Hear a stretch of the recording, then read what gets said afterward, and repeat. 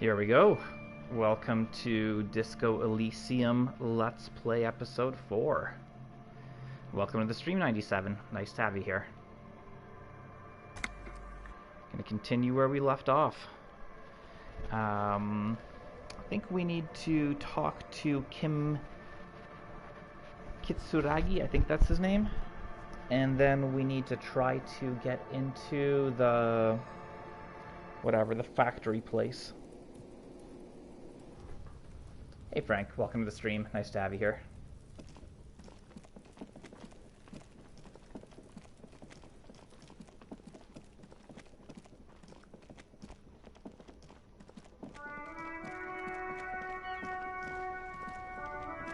Oh, actually, you know what? Let's just talk to Kim.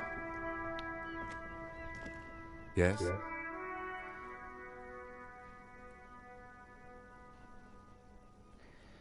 Tell me about the case again. What do you want to know?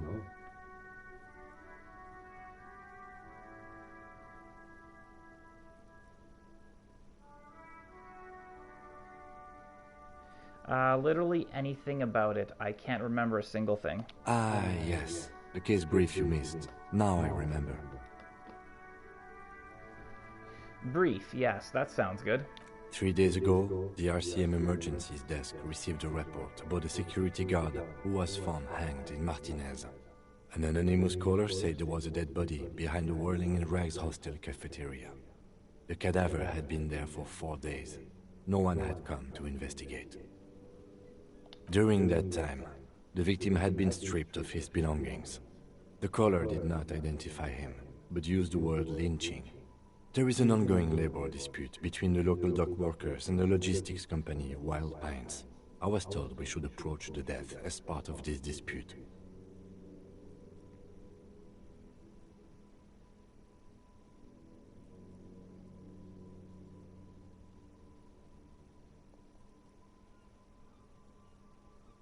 Oh, why didn't we know anything about the caller? They didn't identify themselves in any way. The tone was muffled using a device of some sort. The desk could identify neither the caller's age nor sex. Why hide themselves? There's a strong prejudice against involving the RCM in what's seen as union matters. The dock workers' union is the de facto police in Martinez. Now it appears they've started executing too. We cannot allow that.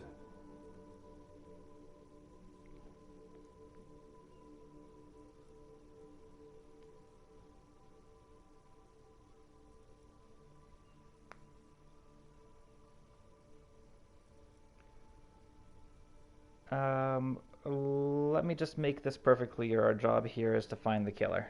That's right.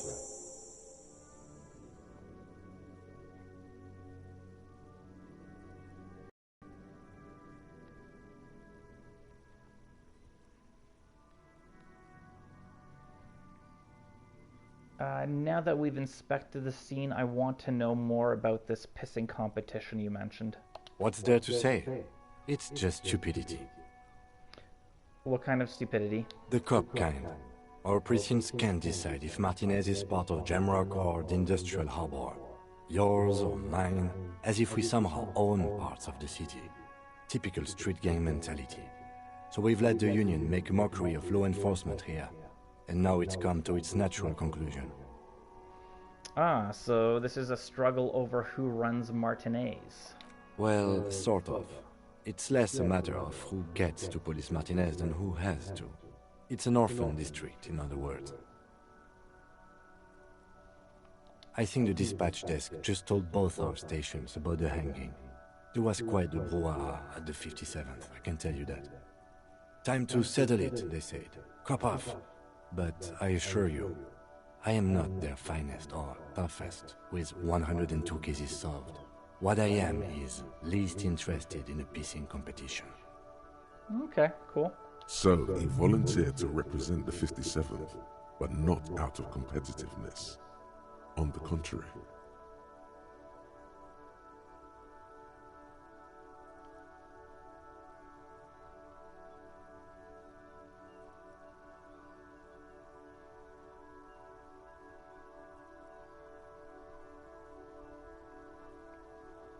I wonder what this says about me. that I was sent by my station.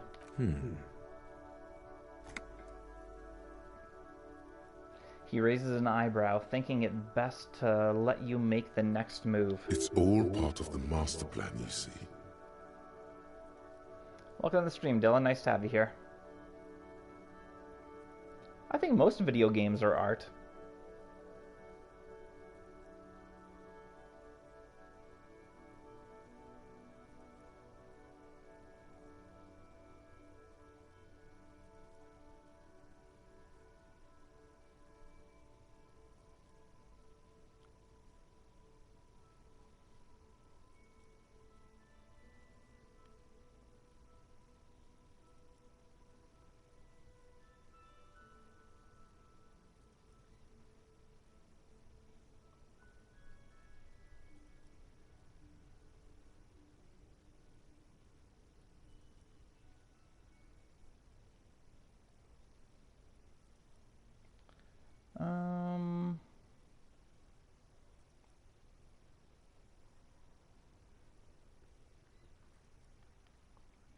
I'm gonna leave why I was sent unspecified.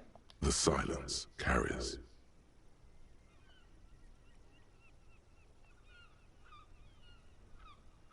What's special about Martinez? Martinez? Nothing. It's just a puddle at the end of some drain pipe. No one cares about this place. They care about sports. Most of our colleagues don't even know how to get here. North of the interchange doesn't exist. Okay, enough of the competition then. Tell me something else. Yes, it's a wholly pointless matter. Forget I ever mentioned it.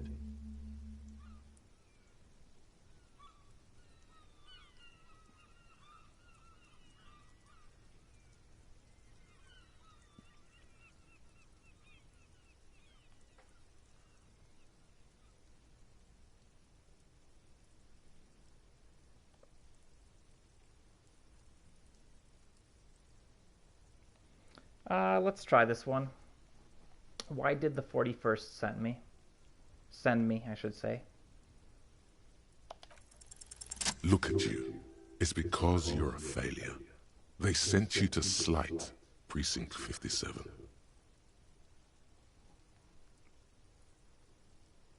Yeah, that makes more sense than the other stuff I thought of. Just think about it for a second. You're a raging alcoholic who showed up 3 days late wearing piss-stained disco garb. You weren't sent here to win.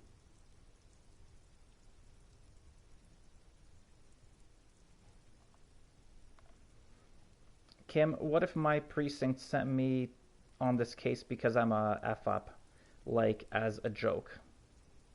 I've considered it. So it's true. It would be immensely ugly of them, not to mention unprofessional. But I also think it's somewhat unlikely. Why is that? I checked the records. This jurisdiction dispute, who polices Martinez, reaches back to the 30s. It's as old as my station. And all this time we can't decide who gets Martinez? I think, yes, both stations would prefer a win.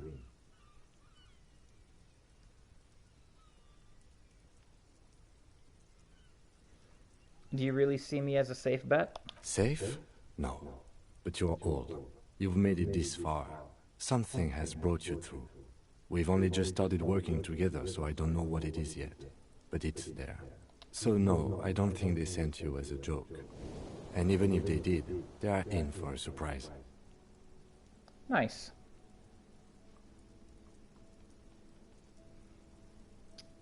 Let's leave. That's good enough. I should put my pants back on.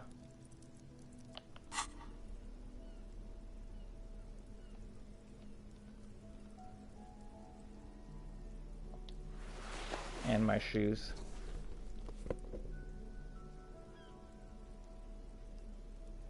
You know what? Let's put this on as well. What the hell? We'll just need to remember to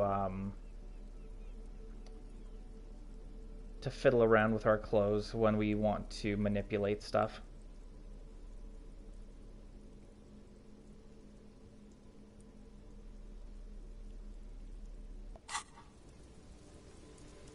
All right, let's try to get into the harbor.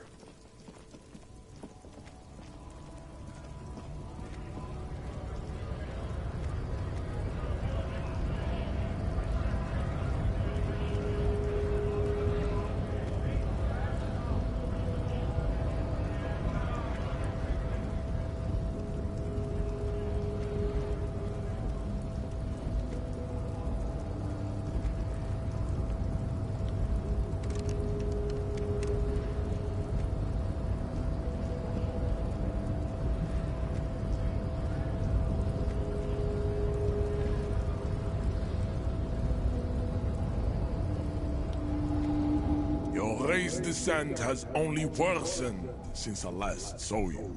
You have really let yourself go.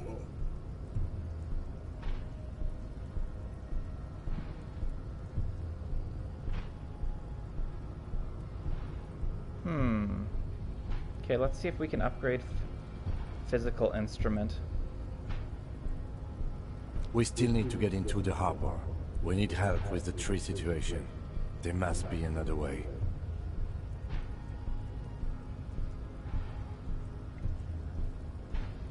Try the jump. Up there on the roof. It'll be worth it. Else there is little choice but to figure out a way to deal with the man. I tried the jump, and I missed the jump. Telling me to try the jump again?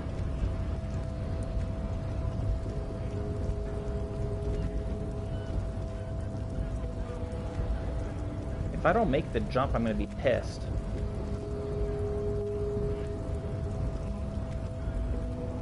Can we get down? The hell? Get down.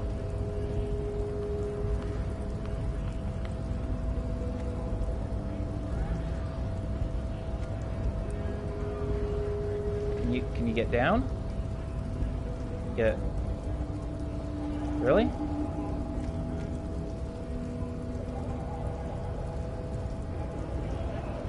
There we go.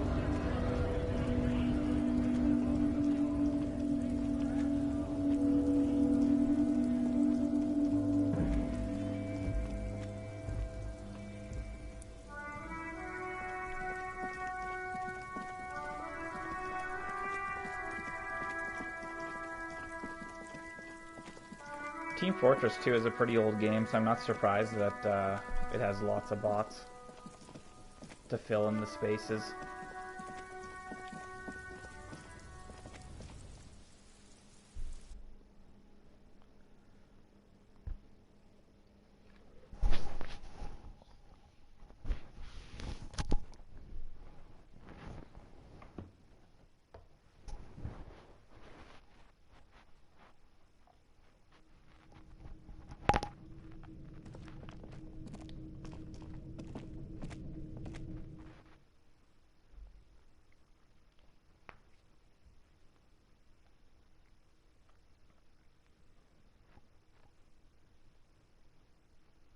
And I think I'll need to take off my pants and my shoes again to increase my chance of making the jump.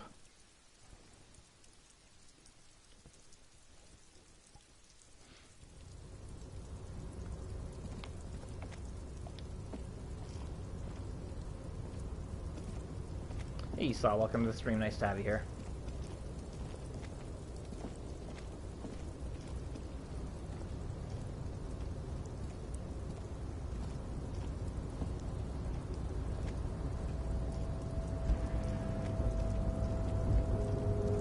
A tarpaulin cloak is still caught on the railing. No one has claimed it for their own. Physical instrument. Savoir-faire is what I need.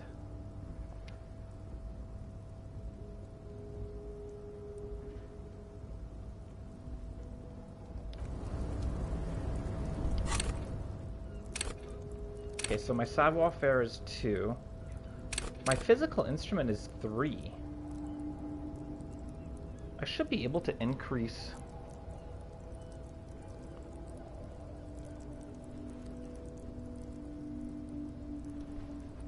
Okay, let's have a look.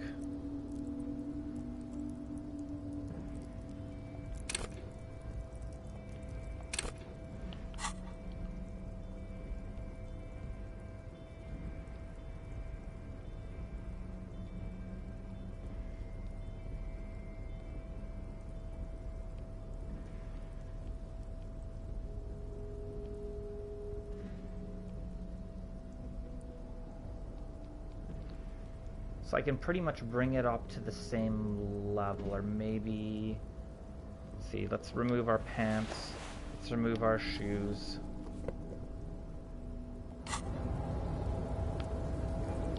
A tarpaulin cloak is still caught on the railing.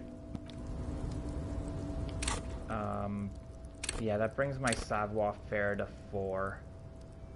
Guess I need to level it up again. Let's do it.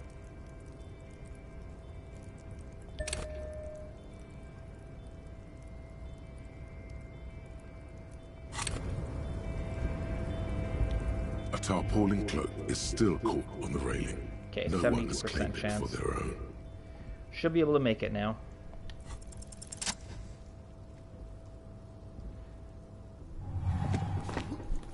As you leap in the air, a chilly breeze engulfs you, sharpening your senses.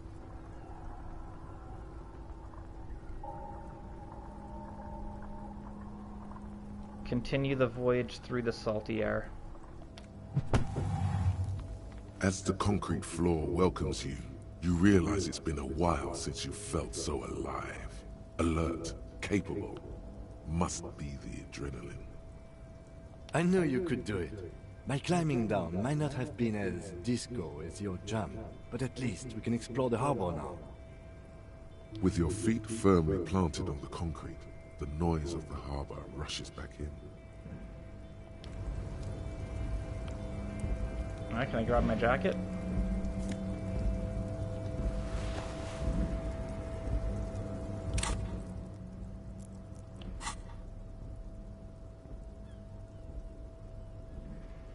Alright, so this jacket is +1 to 2 things, and this jacket is only +1, so let's grab this jacket. Let's put on our shoes and our pants again. Can we check the jacket? Can we check the pockets? Because I feel like...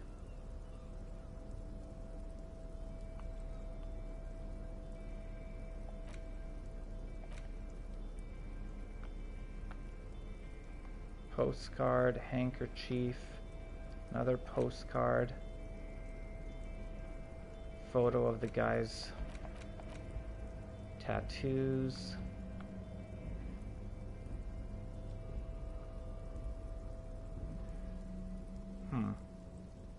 Oh, we can equip it. Cool. Nice. Okay. That's cool.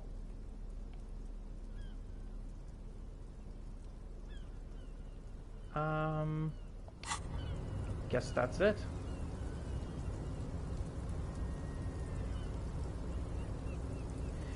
Yeah, if you want to block off the bots, if you go into your YouTube Studio, and then you can go into settings, if you block .tech and .fyi, it's going to block them all off, because all those bots use .tech and .fyi. I set those up and I haven't had bots since.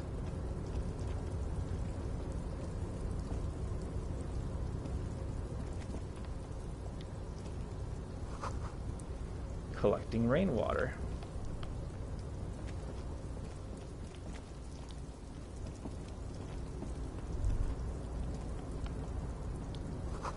All around you, great machines in quiescence? I have no idea what that word means. My vocabulary is pretty good, but I have no idea what the hell that word means. White pine trees are printed onto the screen covering. Looks like a forest.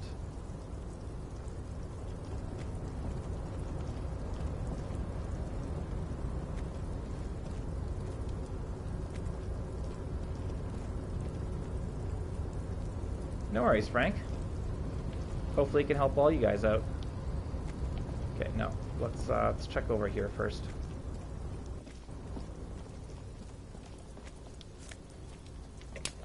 Nice. So now that I've got my bag equipped, I can actually pick up bottles and stuff. And then I can recycle them. That's cool.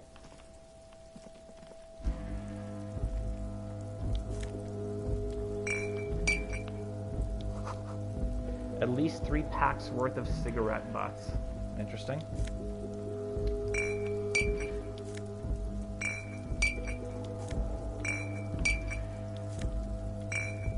Damn, I hit the jackpot. Numerous empty bottles of Commodore Red and potent Pilsner.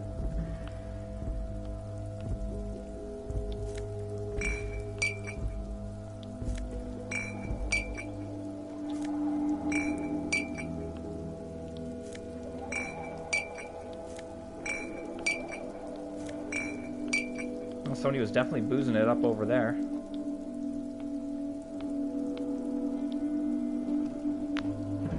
This is the Night Watchman's booth.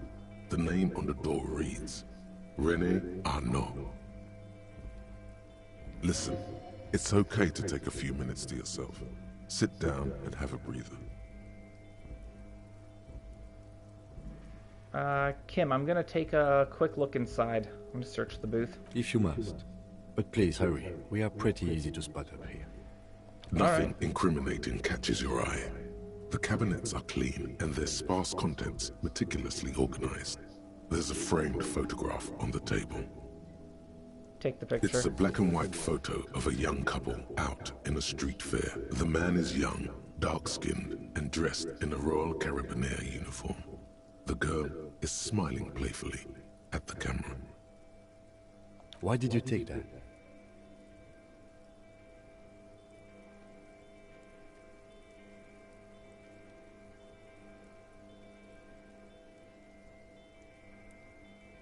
I'm a cop. It's instinctual to collect evidence. Fine.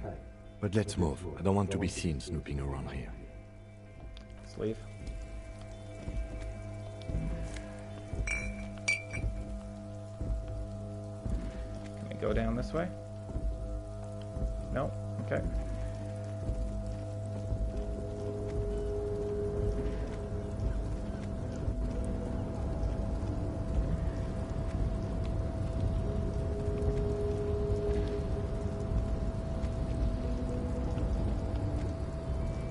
This?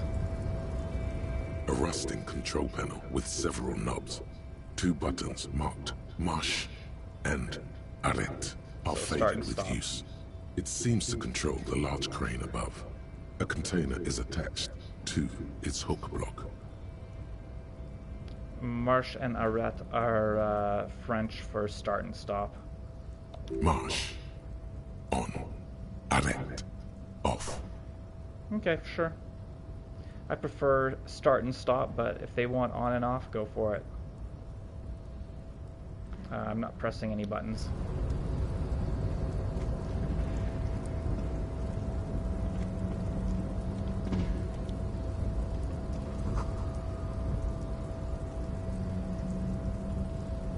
You see faded industrial lettering on the platform. Ah, shoot. I was having a quick look at the chat and I missed it. Falsund means whale fjord in Arden. Okay.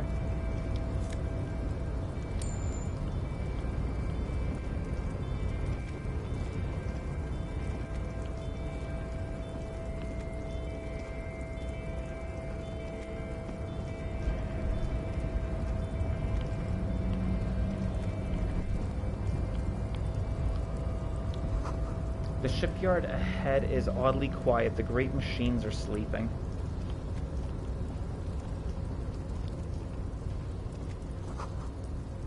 A pile of cargo belts used for heavy lifting, one says Vermilion. Grab some change. $1.10, that's pretty good actually. This speaker tower is silent. There is no work to organize in the yard below.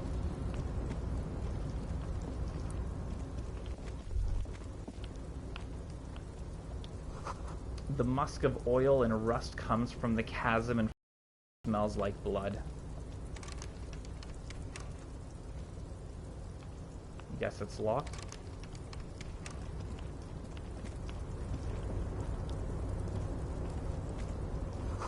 Industrial-sized thermos smells like burnt coffee.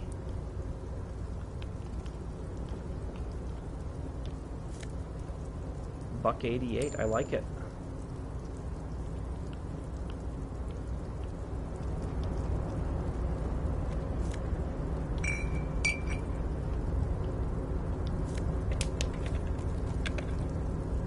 I don't know what we got there, but soon, oh soon, the green is gone and everything is reed. Guessing red. The banner sags under the weight of rain and snow, white waves on red. Container, container, I'll turn you nice and red. Container, container, put the logos on. That's a terrible song. The lyrics to this container song are being made up as he goes along. Yeah, he can't even rhyme, dude. The accent is so thick, it's impossible not to notice he's Ubi, from the vanishing peninsula of Ubisund on Muindi. Container, container, used to be Wild Pines. Container, container, now belongs to Everard. The tiny man is so engaged in his work, he doesn't notice me. Hi. Everard, Everard, Everard, he looks after everyone. Huh? Well, hey there. How can I help you, mister? I see you are not a union man, mister. Did you get lost? You're not one of them scabs, are you?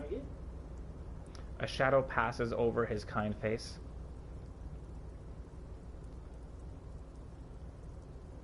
What is it with you people and scabs?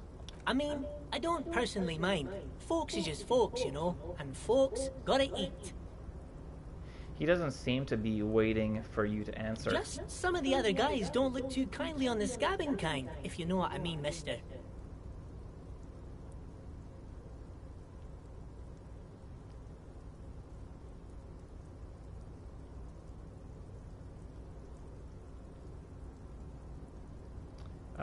What are you doing with the containers? Oh, I'm just making some covers for them containers here. Yes, I am. Yes, I am. So it's easier for the crane operators to spot them.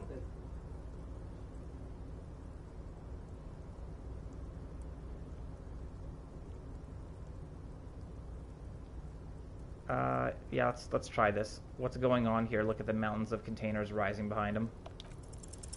The containers in the yard are green in Wild Pine's livery, and the mountains rising behind Leo is all red in Union colors.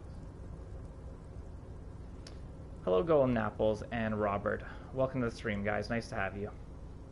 It's like some red infection was spreading outwards from the container yard's core.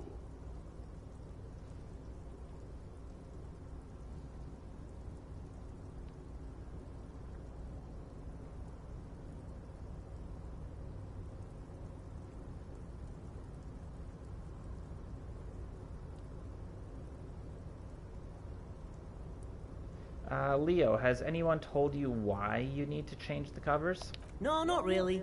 Mr. Everett doesn't tell me all the big things. Says I go and tell them to everyone.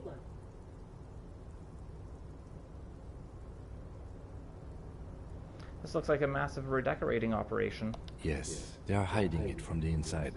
All the red containers have the Debarders Union logo on them.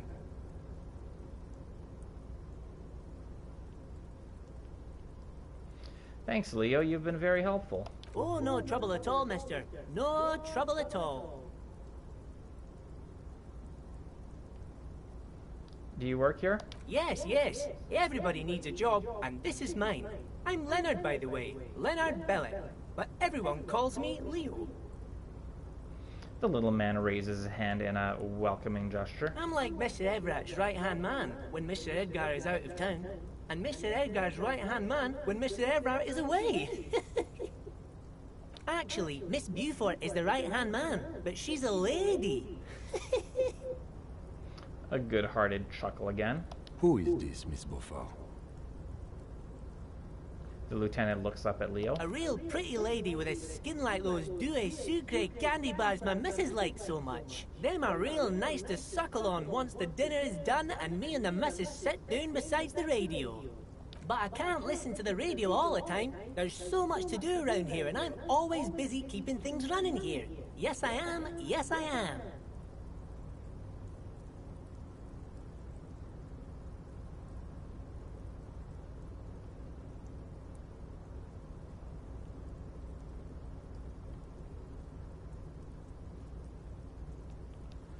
Hold on, who's this Miss Beaufort you mentioned? Oh, Lizzie. She is a real sharp tool. Mr. Everett put her through some fancy school and everything, east of the river. 4 years she was gone, and when she came back, she was all fancy and lawyerly. But she's a real nice girl. Grew up in this here neighborhood. Knows everybody and gets along with everyone. Real pillar of the community one day, I'm sure. If me missus and me was to have a child, I'd be real happy if she turned out like her. But she can't have kids. Dr. UltimateRich said so, and she knows about such things. Been a doctor for almost 50 years she has. He sighs and falls silent, watching you meekly with his blue eyes. So Everett trained a lawyer named Miss Beaufort. Interesting.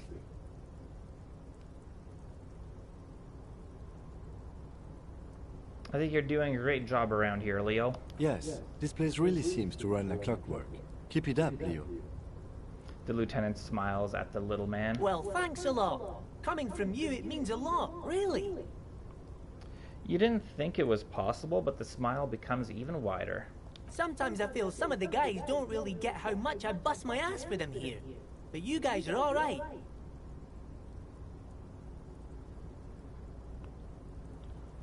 I'm looking for the leader of the dock workers union. Oh, you want Mr. Everett then? He's an awfully nice fellow, he is. Him and his brother are both nice fellows. They've lived their entire lives in this here neighborhood. He coughs, then continues immediately. Guys like Mr. Everett and Mr. Edgar, his brother, are real good guys. Made Martinez what it is today. Mr. Everett and Mr. Edgar and I went to the same school, we did, when we were boys. Easy now, Leo. I just want to know where I can find this man. Oh, Mr. Everett is where he always is. In his office, of course. He points to the 2 joint containers on your right. Cool. What's in that container over there? I point to the container suspended from the crane arm. Oh, that one. That should be empty as far as I know. Lots of containers here have nothing in them. They're just waiting to be loaded up.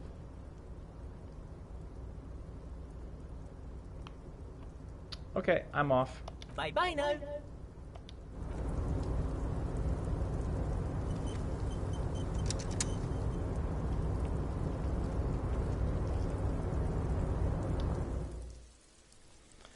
Guess we're gonna go inside the container and meet Mr. Everett.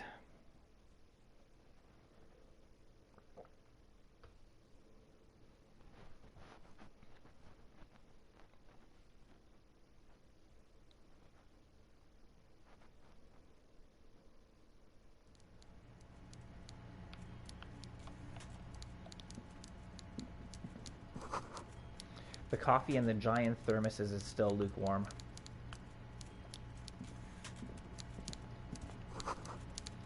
A stair made of pallets leading up.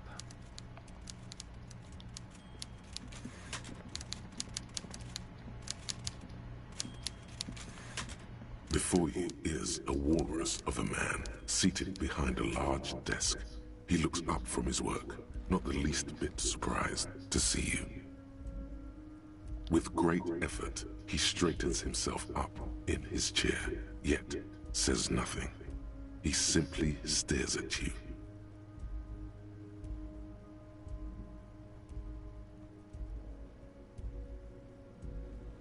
Are you in charge of the dock workers? Welcome, Mr. Dubois, Mr. Kitsuragi. It's good of you two to stop by. Please, have a seat. Apparently my last name is Dubois. Cool. We at least know what our name is now. I'm Everett Clare, head of the Debarders Union here in Martinez. The man relaxes into his chair and continues. I'd offer you my hand, but unfortunately my health prevents me from getting up. You understand? Your health? You mean the fact that you're a fat tub? He looks extremely comfortable. The tiny folding chair, on the other hand, looks like a torture device. You go ahead, detective. The lieutenant nods at you, then the chair. Whatever he has in store for you, It can't be good, he thinks. I'll do my best.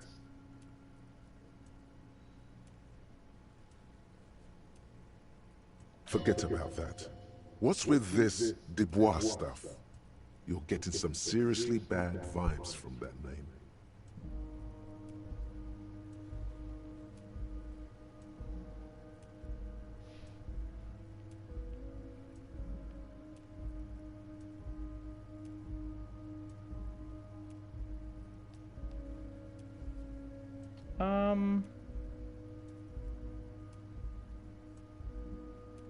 Yeah, I'll take a seat. Why not? Excellent, Mr. Dubois. I can see that you're a reasonable man, and reasonable men can be of great use to one another. Golden Apples. This game is I would best describe it as a mystery RPG.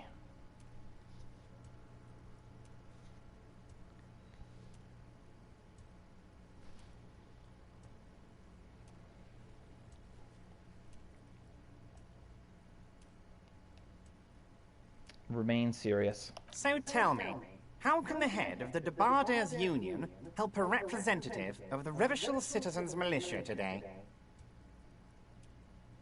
The chair you're sitting on has got to be the most uncomfortable chair in the world. Are you serious? It's violating your backside.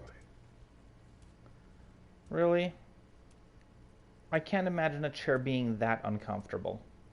Oh, by the way, I heard you got a rather rude reception from a certain Lawrence Gart. Some people have no manners, it pains me to say. This should take care of that nonsense. He points to a giant novelty check on his desk. It's absolutely comically huge. It should be sufficient to cover your expenses for a few days and patch over your differences with the cafeteria manager. Go ahead, take it.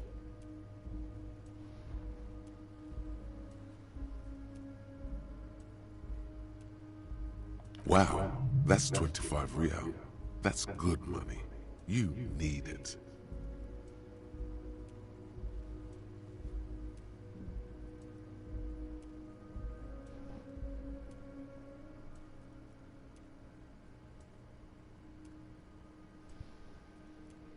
Wait, you know Gart? Yes, I know Lawrence. He's a real character. No union man in him. A real piece of work, that boy is. With a grin, he points to the checker game. It's like you're on a game show. At least, don't thank him for it.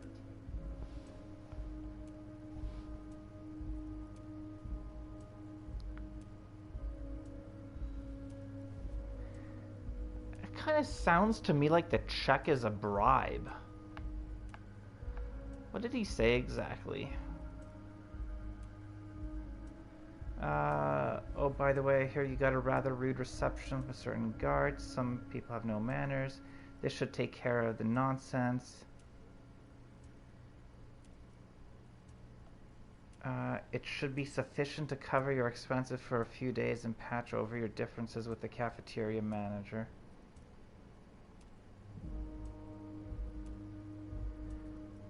I'd like to know why he's giving me a check.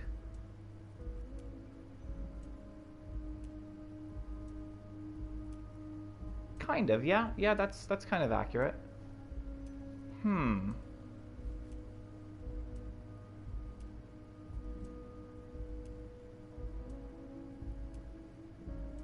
know, I'm not going to turn down the money. I'm not going to thank him for it, but I'll take it. It's not like he gave me the money and said, I'll only give this to you if you do something. He just gave me the money, so I'll take it.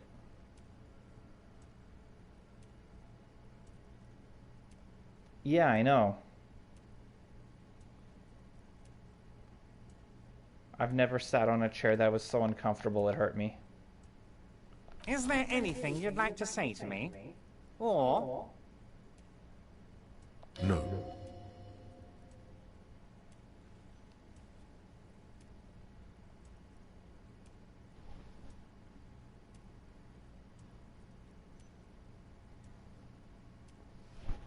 No, it's cool. Cool? I wouldn't go that far. I'm sure there are cooler things than delivering a comically oversized novelty check to a cafeteria manager. But, sure, if that's what's cool nowadays. Now, I'd like to set your mind at ease about one other matter. Your lost gun. Let me assure you, Union people are on it as we speak. I've got my best hounds looking for that lost gun. Did they steal my gun? His slug-like lips move, but all you hear is an echo. Lost gun, lost gun, lost gun. The world is swallowed by a black hole of fear. Only 2 words escape its gravitational pull. Lost and gun.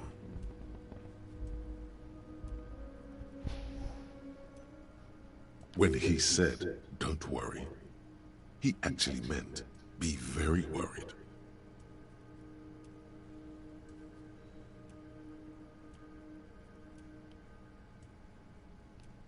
How do you know about my lost gun? I know everything, Harry.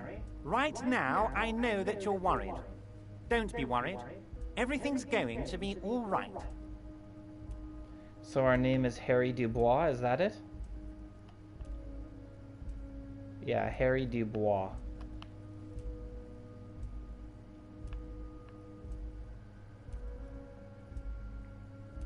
It's not like you left it loaded.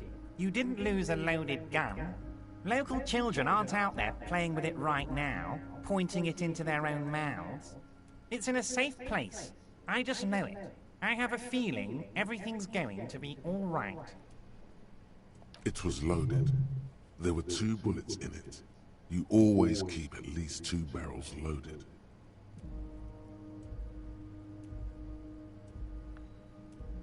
Damn.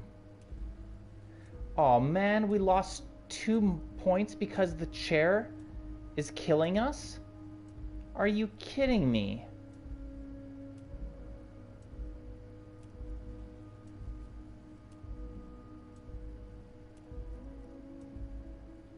Sounds like leverage over me for sure. Well, let's try it anyway. Let's not panic. Who does this guy think you are? Ronnie the Rookie? You ain't worried about no lost gun, or unpaid bill, or forgotten name. You're the bad cop. You're probably more corrupt than him.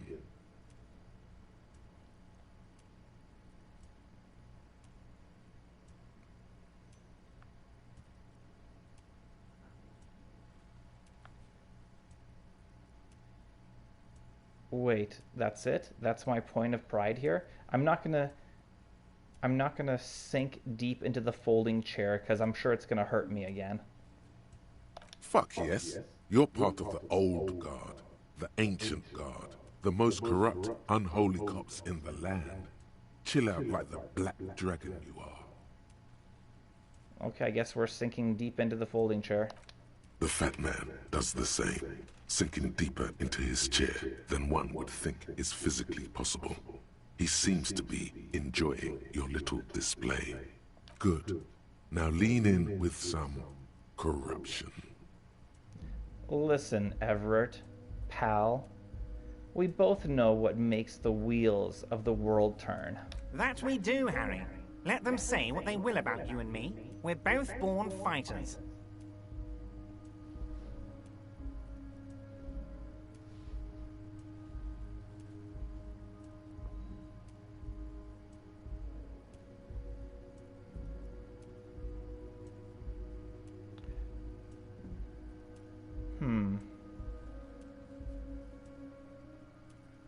This fighter could have used a more comfortable chair. I do want you to feel at home, Harry, truly. But you'll have to excuse the humble accommodations. Yeah, everybody seems really scummy and unpleasant.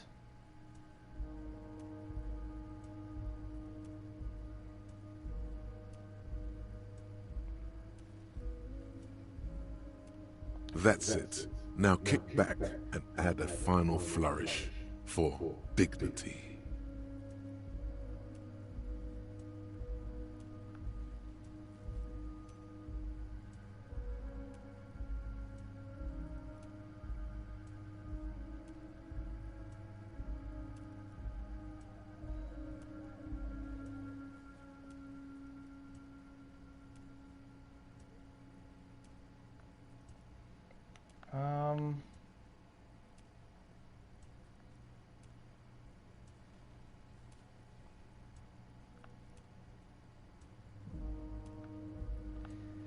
Thanks for your hospitality. Feel free to visit me down at the station anytime. You strike me as a reasonable man, Harry. I like that in a lawman. Let's cut to the chase, shall we? What can Everard Clare do for you? I think we'd like to ask you a few questions. Don't you think so, Detective?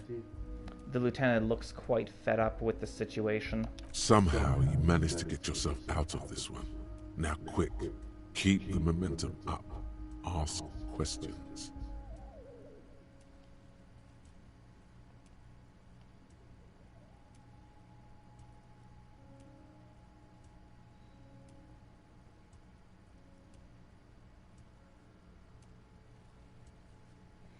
Could you help me get a dead body down from a tree? You might have noticed there's one hanging on a tree behind the hostel cafeteria. Oh my! Don't take this question personally, but why would I get involved in this matter? Mr. Clare, the man was hanged with a cargo belt. A steel-reinforced cargo belt. It's safe to assume the Union had something to do with the murder. Besides, getting the body down would benefit all of us. It's a stain on the neighborhood.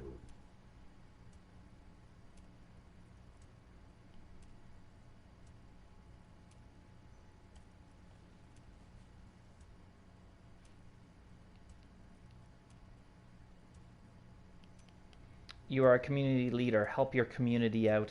I can certainly see how having him up there might start affecting some real estate values. He licks his fat lips and smiles. But of course, all joking aside, I am going to help you. He picks up the handset of a radio phone to his right, then clicks a button. Jean-Luc, my boy, I'm sending 2 police officers down. They have a dead body in a tree problem they need help with. Namely, they need it to be taken down. And Jean, please take it easy with the race signs. That's a yes to getting the body down, no to the race science. Race science? The hell is race science? He hangs up and turns back to you. You can find Jean-Luc down at the gates. He's the big impressive one. You know, tattoos, muscles, ethnic looking. Can't miss him. Great guy. Oh, that guy. Okay, I know what he's talking about. Yeah, I got it.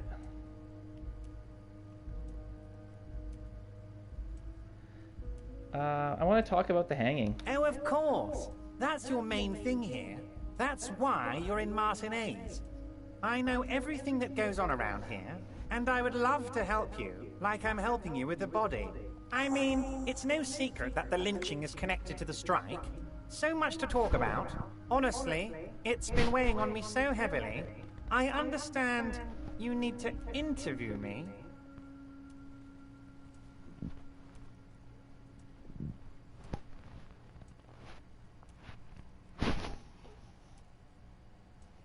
I sense there's a but. But there's a thing that's been keeping me up at night. I want to talk about the hanging. I mean, if we could just calmly talk, exchange information, we could blow this thing wide open. Yes, that sounds good. Let's do that. But I can't think straight with this thing weighing on me. You're police officers, aren't you? I have a crazy idea. You guys are basically door-opening machines. Incredibly talented at opening doors.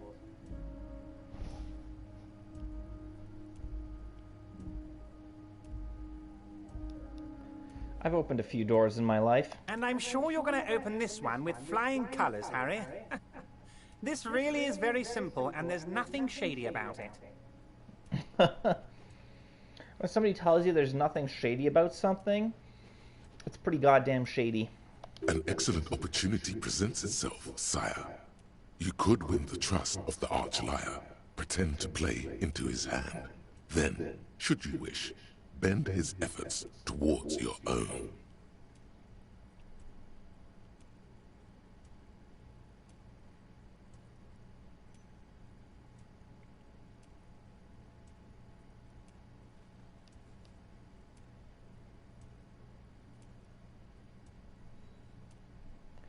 Whose door is it? Oh, no one's. It's just a weasel. A weasel lives there. Nothing for you to worry about. Why don't you just open it yourself? Harry, I'm a very busy man, and more importantly, I don't have that extraordinary physique you do. You look like you could run around all day. You want to send someone a message that the police are working for you. I repeat, I'm a very, very busy man, Mr. Kitsuragi, and therefore I must occasionally enlist outside help. So what will it be, Harry?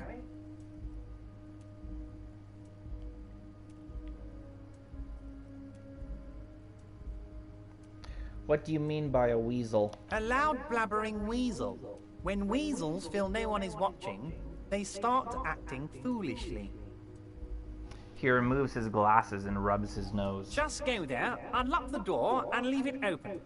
It's been such a burden on me, Harry. I just want this to be over so I can discuss business with you.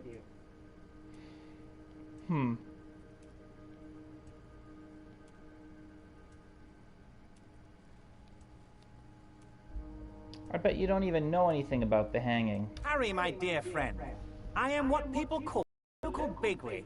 I know everything that goes on in Martinez.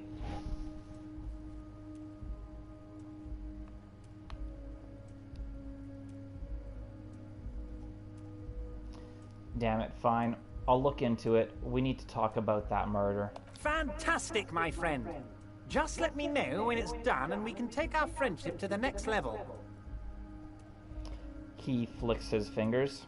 You can get the key from Manana. He's down by the gates. Manana's like a free agent in the Union.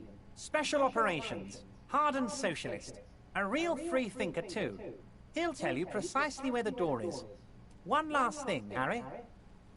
Just open the door. You don't need to go in or anything. I just want that weasel to come home and see the unlocked door.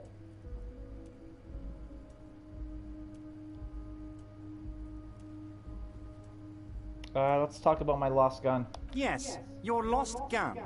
My best men are on it. They're turning every stone, searching every playground, asking kids, grandmas, everyone. Your gun will be found, Harry. Let me assure you of that. It's just a matter of time and effort. The only way to find it seems to be working with him. He might even be holding your gun hostage.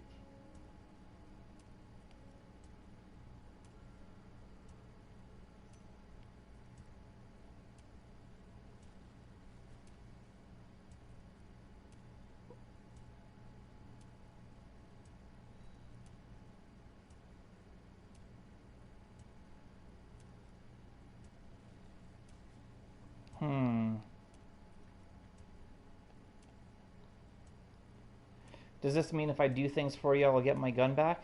Damn it, Harry. That's exactly what it means. I'm only kidding, of course. Of course. I understand. We help you, you help us.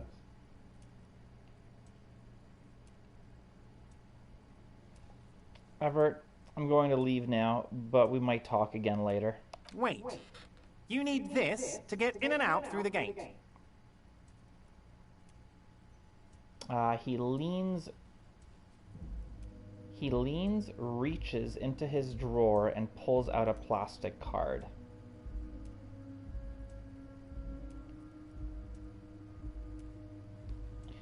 Thanks. I was wondering how I'm supposed to get out. Here, you're one of us now. A real red and white Union man. Take care, Harry. What you got over here, dude? Fish? A taxidermy fish that tells time. Is that all? Can we go any further? No? Alright. How do we get down?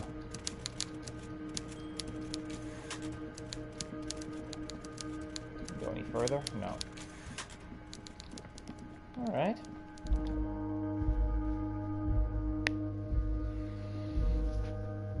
Well, that moved the story along quite nicely.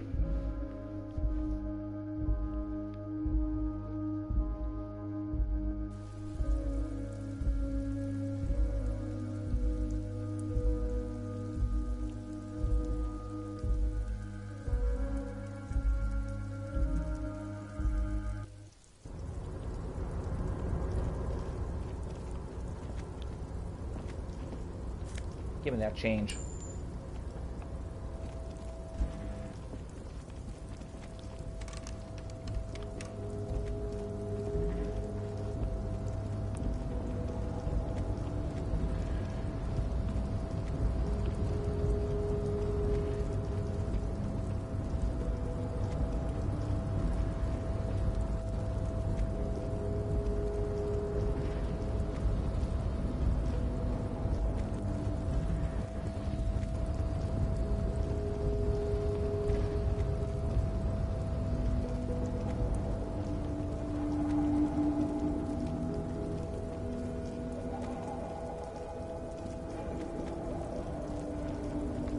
I'm gonna go sit on that chair.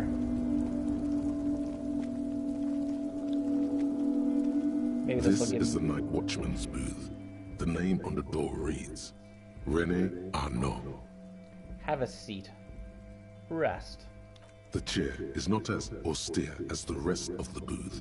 A thin grey pillow is attached to the seat, secured to the stiles by black ribbons.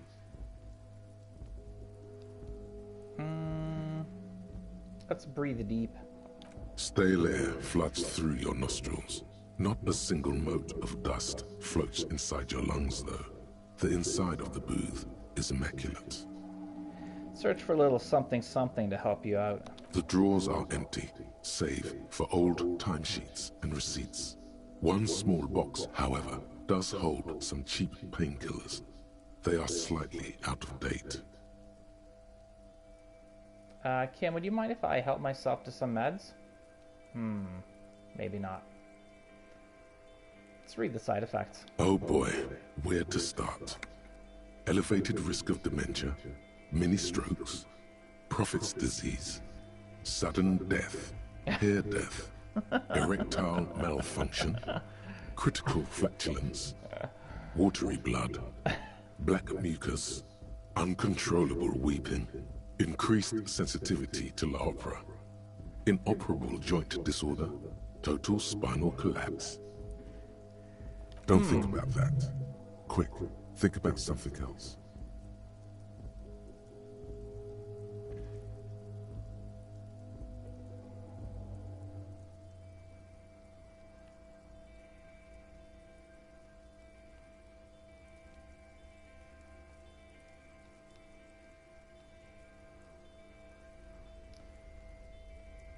I'm a cop. I have cop things to do, murders to solve, people to help. Kim's counting on me. The enormity of the case before you dwarfs the list of side effects. You can't even see the side effects anymore. They're nothing to you. Let's just get up. You stand and exit the booth. Yeah, those side effects.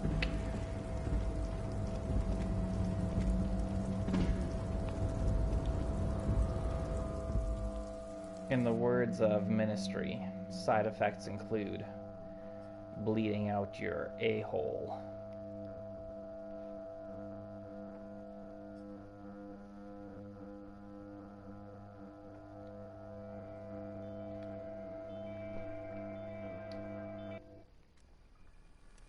Cool. Oh no, I didn't want to go outside. I didn't realize that was outside. Damn it. Sorry. Got to go through a little bit of loading screens because we're going to step outside and then go back in. I wish it would actually say like exit instead of just like a random thing highlighted and you press X.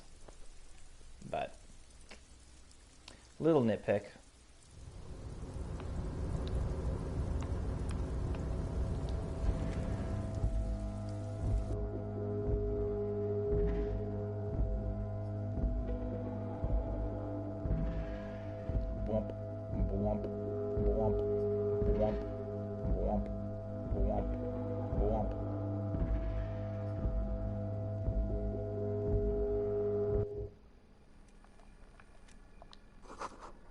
The radio is emitting strange buzzing sounds. What is that? A book? Cool. Every worker member of the board is written at the top of the flyers. At the bottom, the union logo and demand democracy. This is a Dewey typewriter. The model name is on the back. Someone left the coffee machine on. A standard office file cabinet. The drawers seem to be locked. An imposing combination of a punch clock and a payphone is looking down at you from the wall. A note on the side says, "Tokens unavailable due to strike. Use change."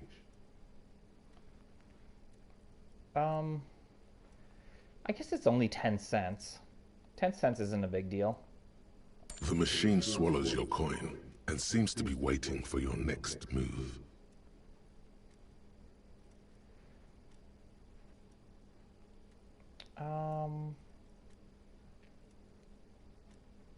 Let your muscle memory dial a random number. Your fingers run over the dial pad. 005. That's the dialing code for Revachol.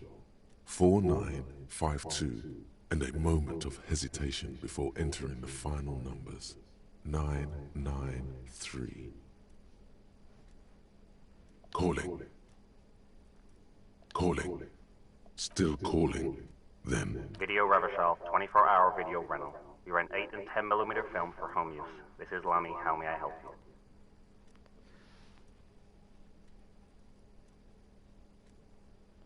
What is this place? Video Revachol is a 24-hour video rental. We rent 8 and 10mm film for home use. This is Lummy.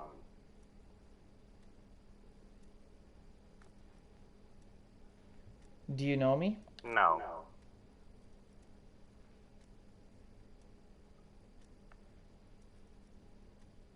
Why did I call you? Maybe you called to extend your rental period? Do you need to extend your rental period? I know my name. What?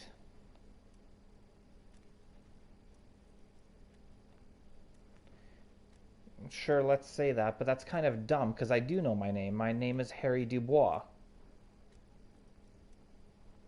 Like, the game should know that I know that my name is Harry Dubois. If you need any further assistance, you can visit us on the corner of Voyager and Main.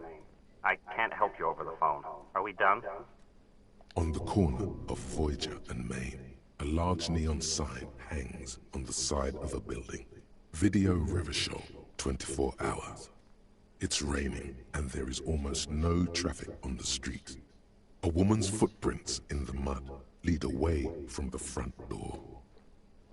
All right. Tiny heels tiptoeing down the road. Beautiful steps, light-footed with a lifetime ahead of them. You look up and the air seems to grow darker. Am I remembering this? Like, hold on, what is this? The call is terminated by the other party. You're left with the discomforting sound of the disconnect tone. All right. On second glance, someone has forgotten to properly close one of the drawers. It's unfortunate for the Union to just leave their paperwork lying around like this. Let's open the drawer. The drawer opens smoothly. Inside is a well-organized selection of brown folders. Browse through the folders. Hundreds of documents containing logistical data. Two kinds of transactions stand out. Materials coming into Revachol from the outside world, from Muindi, Grad, and even Ilmara, and the same materials being handed over to companies inside Revachol. Kuron, Coal City, La Delta, and Jamrock are listed among the many districts where the imports are being sold. Anything interesting? It's hard to make sense of this thicket of company names, dates, quantities, and percentages. You try to focus, but the lines are getting blurry. Let's close the drawer and then let's come back and look at it. Hopefully it'll let... Yeah, white check. I'll be able to do it again. So we need volition. The drawer slides shut smoothly. Okay, let's see if I can change my clothes. If anything will assist me.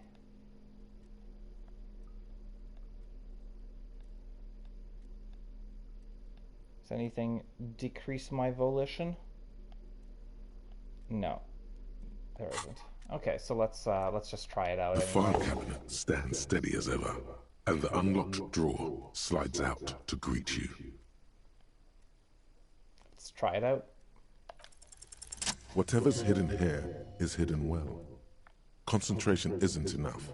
Only a trained accountant with a background in logistics would be able to really make sense of it. However, there is a little handwritten note stuck on the side of the drawer. Look at the note. It appears to be a to-do list written in large, uneven capital letters. Remember, Leo, Everard's shoes, special whirling borscht, water Everard's plants, sweep office floor, more banners.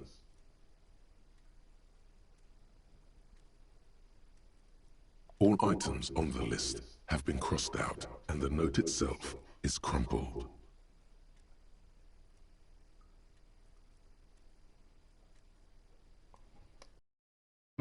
To-do note with a list of errands for Everett. One of his aides must have left it.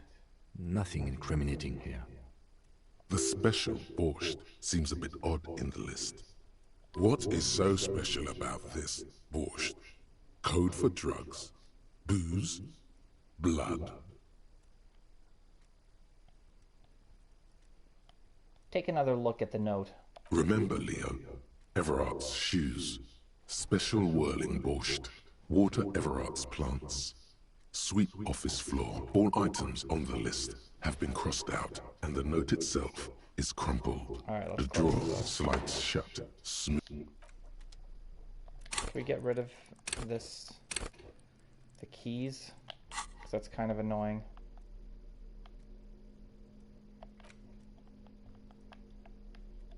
Really? I'm just gonna have keys up on my screen the whole time?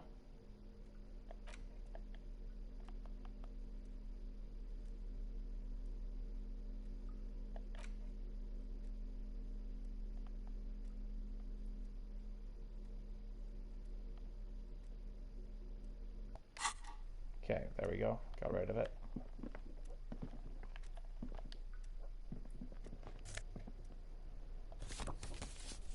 Postcard, okay. Let's take some painkillers. Magnesium. What's that? Glasses. Nice. Very nice. Okay, I want to check out my glasses.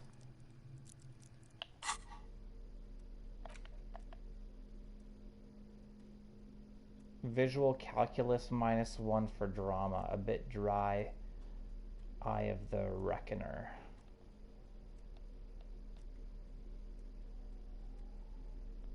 These ones are +1 to logic. -1 to authority. Filthy hobo, probably a narcomaniac. Sure, let's just put them on. Looking good.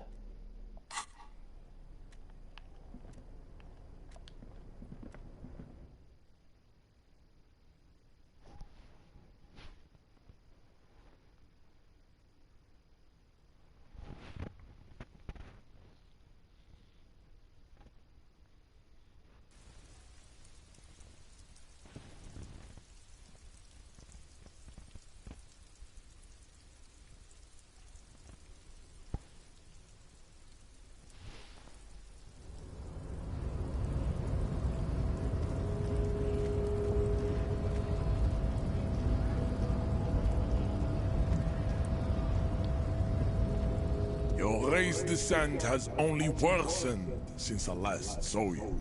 You have really let yourself go. Ever told you to help us get the body down from the tree? So it was. You surmounted the harbor wall in a display of athletic prowess to reach my superior. Then had him give me an order. I salute your cunning, and I will remove the body from the tree with my bare hands. Cool. You're so noble, Measurehead. Is this, Harley Quinn? But while I am gone, someone must stand guard on the bridge. That someone needs to be you. Both of you.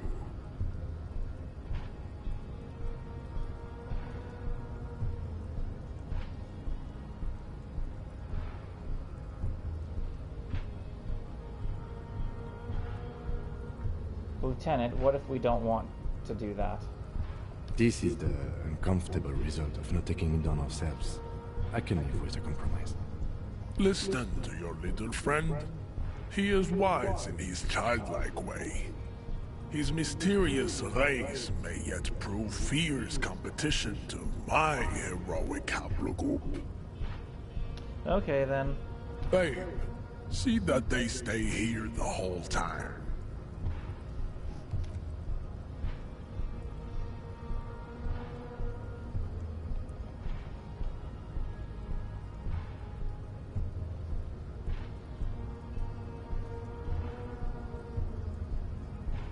The woman's gaze follows Measurehead as he leaves. So, you guys are like cops or something?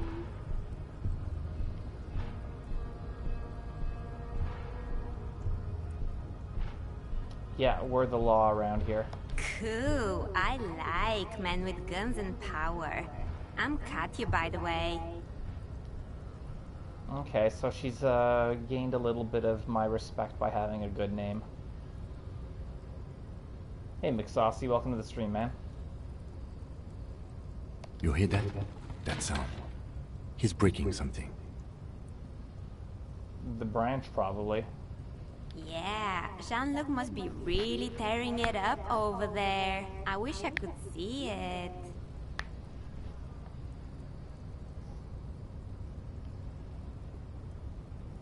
I also wish I could see it. Look at you! RCM rent-a-cops! Guarding that bridge like Everott's lapdogs! Is this where it's at now? The RCM is for sale! And who are you? What is your business here? Why are your clothes 4 sizes too small for you?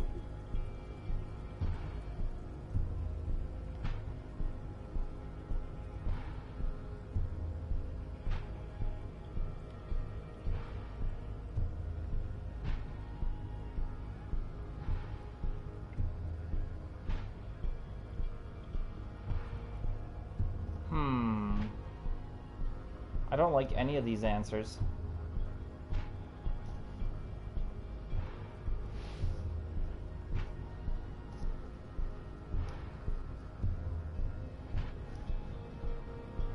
That's none of your business. A shrill laughter interrupts you, echoing across Martinez. It's Kuno. Then the man turns to look behind him at the behemoth appearing around the corner, approaching him, walking past him.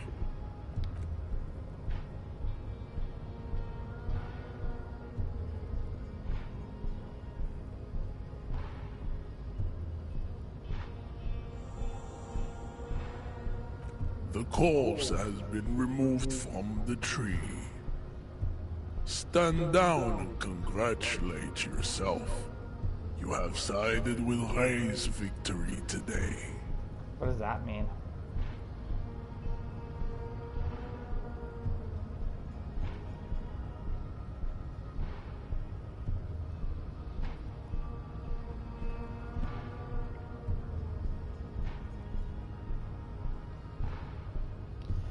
There's been no side choosing. We did what we had to keep order. And what you had to do was to become a Union man for all to see. Yeah, whatever you say, buddy.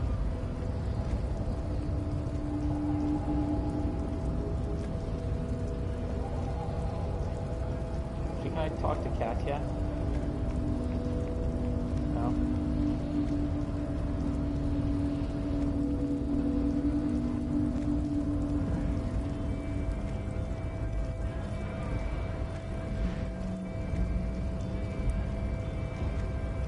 What is it with these stairs?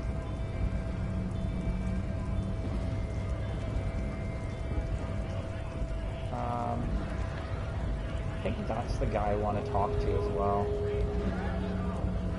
Right to work! Right to work! Shame on you!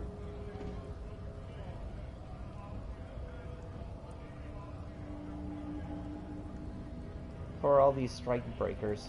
Honest men and women, with rights, to work, to be useful, not toys for corporate interests. The man runs a hand through his steadily graying military haircut. We came here to help the harbor run smoothly in time of crisis. If union fucks don't want work, they ought to let in those who do want work. I have a question. Why do all these men follow your leadership? You think they follow because I'm big and loud? No. They follow the rules of the market, the rules of the economy, because they were given a job to do! Alright, whatever. There was somebody else I was supposed to talk to. What was his name? Like Lionel or something? Hey, we can return some of our bottles in here. Or maybe it's the guy that's sitting up there. Okay, I'm gonna return the bottles and then I'll go talk to that guy.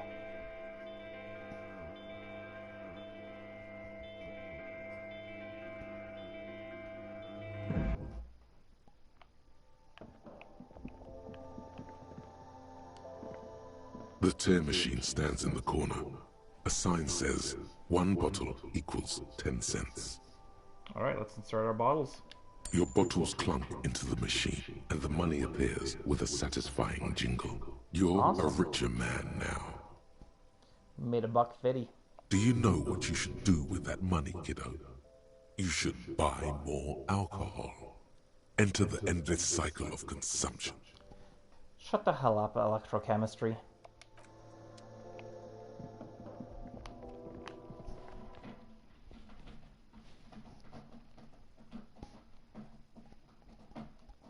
Told you, mind games, man. Our thoughts are not our own.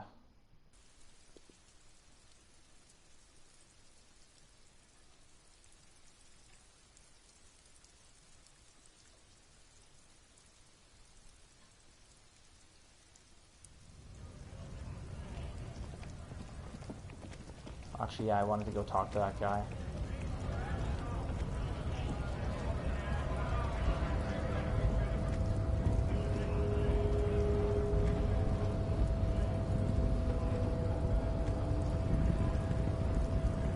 So, how'd you like our harbor?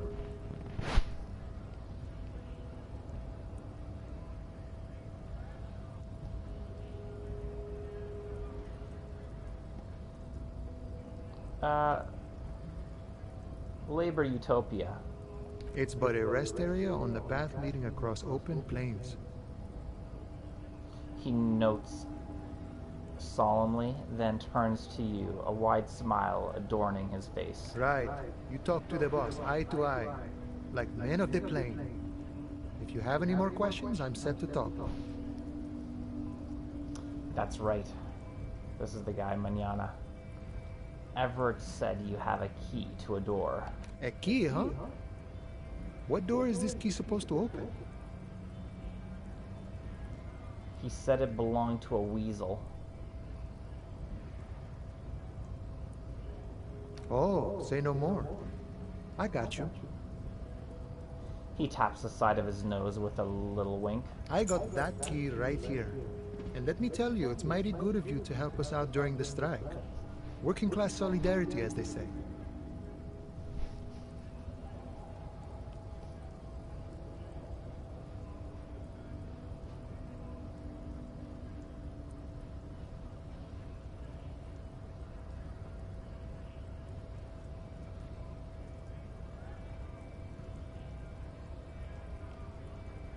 I'm not really doing this for political reasons.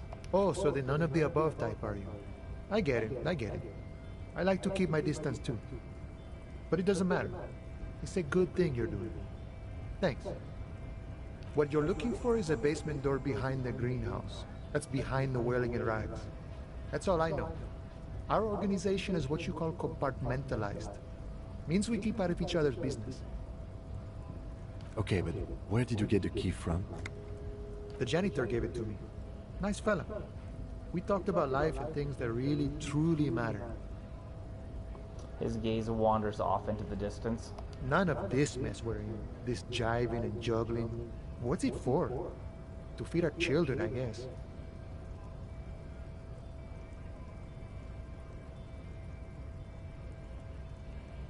Anything else I should know about this task, this weasel person, when he'll be home? I'm more of a philosophical dog worker. I like to talk about the big picture stuff. Who I am, who you are, what we are fighting for. The man takes a big sip from his flask.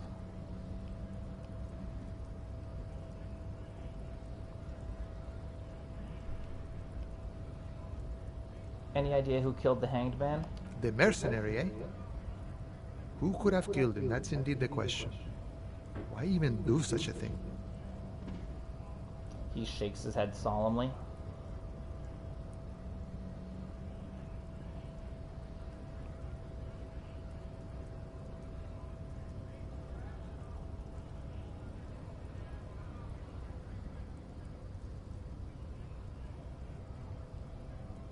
The harbor is a prime area of suspicion. In your opinion, are the dock workers involved in the killing? What a thought! Why would noble workers resort to such a thing? Unless they were pushed, of course. Pushed how? Your dead guy was an enemy combatant. Hold up, what does that mean? He was an agent of the opposition, attempting to undermine our honorable efforts. Did you kill him? I ain't the murdering type, but that's just me. Large organizations like our union have all sorts of men, with all sorts of skills. Understood. This has been of limited use. Still, thank you. No problem. I wish the best to you in your search. Sure, I'm glad it's not my search.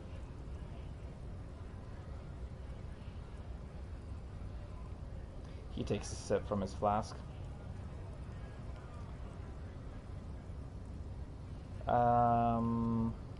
Kuno told me you were supposed to know about the armor. The little boy had the good on his promise. To get me into trouble. To sick the pigs on me. Pardon the choice of words. Not mine. What happened? I was asked to look into that armor situation. Official union probe, you know. Track it down, see who took it. Did you? At first I thought, why not? Maybe the pieces can feed the strike. Buy us a few more days under the sun, you know? So I went to this boy. He said he'll make me his prison bitch. He's got eyes everywhere, and the cop's in his pocket, and he's the king of Jamrock. Serves me right for doing menial footwork. I dropped that probe right then and there, and it still got me into trouble. One bad move is all it takes.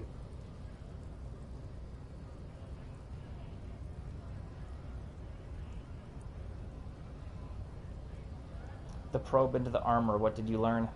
I learned that people don't want to talk to a drunk union man about some armor. What else? Not much. Technical stuff mostly. That was the interesting part. What sort of technical stuff? I did some research into this armadura. Let's say I have friends at the library. I didn't get into the material science, just how it comes off. How does it come off? Cool. In parts. 4 in total. The helmet was the first to go. The kid says he tore it off and kicked it into the sea. I believe him. The boots were still on the guy last I saw. Too hard to remove. So, as I count, there are 2 parts missing. The gauntlets and the cuirass. This is where I left off. Too much hassle. More like a job for some militia.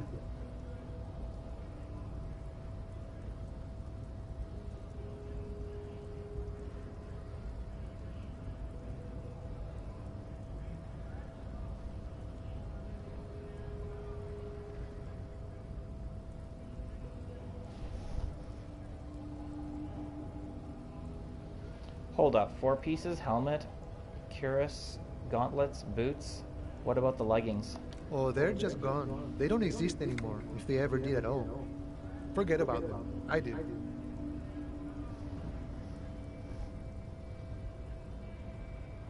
I'm ambitious. I'm going to find all of it, all the pieces. All of it?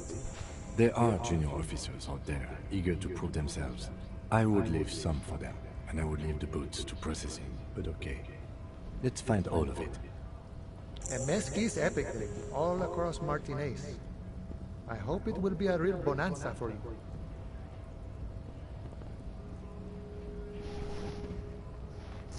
So, Kuno used us to what? Scare you? It's a minor nuisance. It's all good. He contemplates taking a swig from his flask. He thinks, not yet. Better to get this business out of the way. Sweeter then.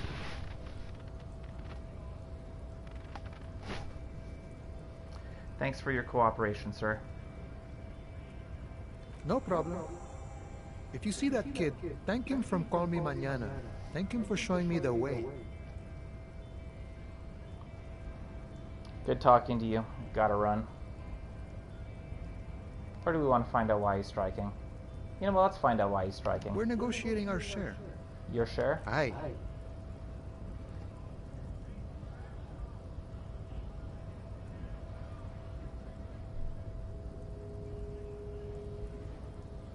How large a share would you like? All of it. However, right now we want all the harbor workers to be on the company's board, so they could take part in the decision-making process.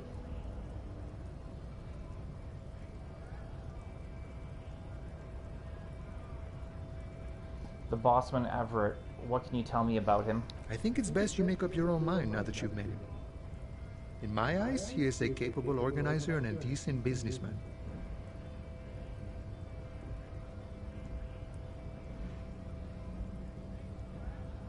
What does bossing the union entail anyway? I guess you kind of get to be the village chief. He oversees the harbor, makes deals with the owners or other relevant parties, watches out for his own. By that, you mean corruption? By heavens, why would he not be corrupt? We live in a harsh and disordered world, see? And in this world, the old man is corrupt for our benefit, and we know it. Appreciate it even. He is, personally, not too lavish.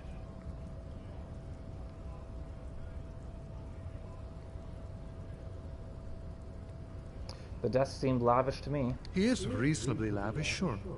That's his prerogative. It's not like you want a saintly demeanor on a corrupt motherfucker.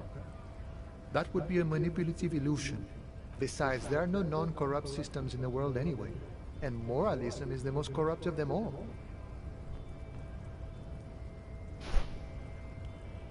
Got the picture. Let me ask you something else. Sure thing. I gotta go. Gotta run.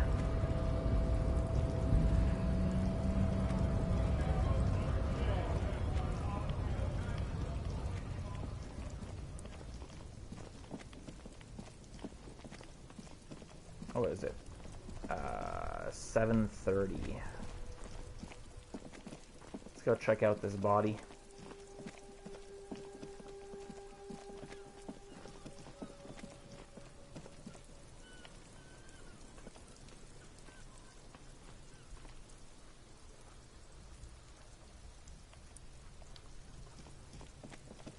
You missed a good show before. A kid came by and completely fucked the tree to pieces. He fucked the tree up! Fucked it good! It was porno!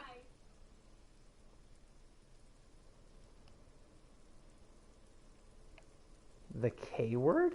It's the K word. Kip, okay.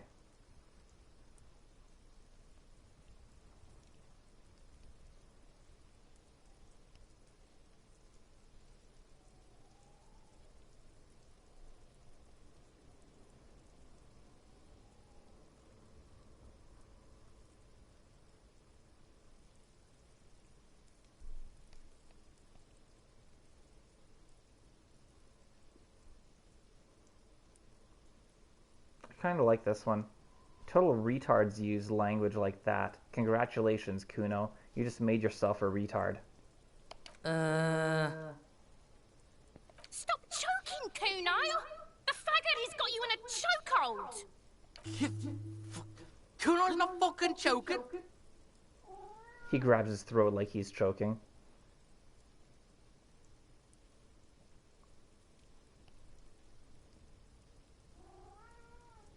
All right, simmer down. I think we all learned our lesson. Kuno's back to full power now. He doesn't give a shit about kids and retards. Let's talk normal shit. fuck did you want anyway? You got your fuck bag down?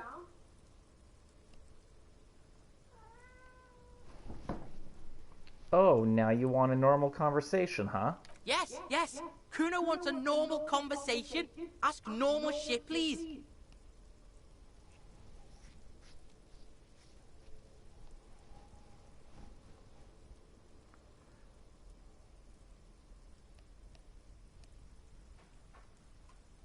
I talked to Manana about the armor. So?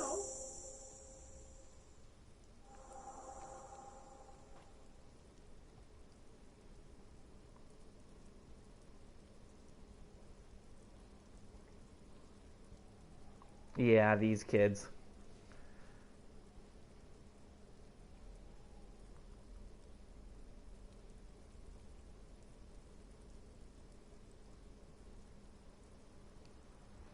He told me you promised to sick the pigs on him. Yeah, so?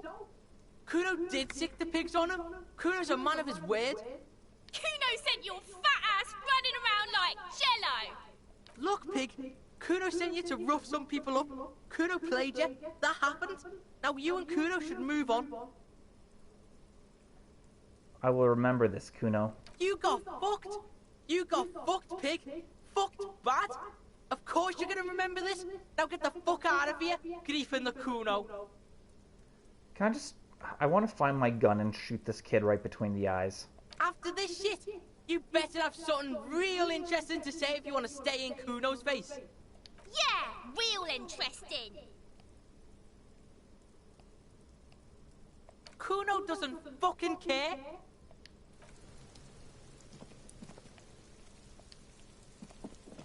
The corpse lies on the ground among the remains of an absolutely demolished pinewood branch. It's gently laid on one side.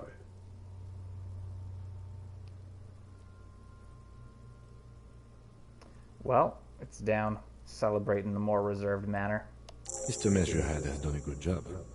Nothing is too broken or compromised. The victim is ready for a field autopsy. A field autopsy? Yes. 1. Investigation of the scene. 2. Initial examination of the victim. 3. Field autopsy. 4. Transportation of the body to the morgue. We are on number 3. The RCM's 4-phase murder scene processing manual. The fuck are they on about? Cop's gonna cut his shit up.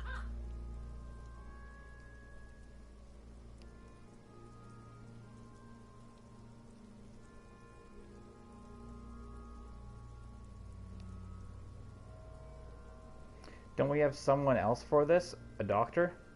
No, you and I are detectives. The honorary rank of detective signifies our ability to handle the entire incident chain. From autopsy to cleanup, to social work, everything.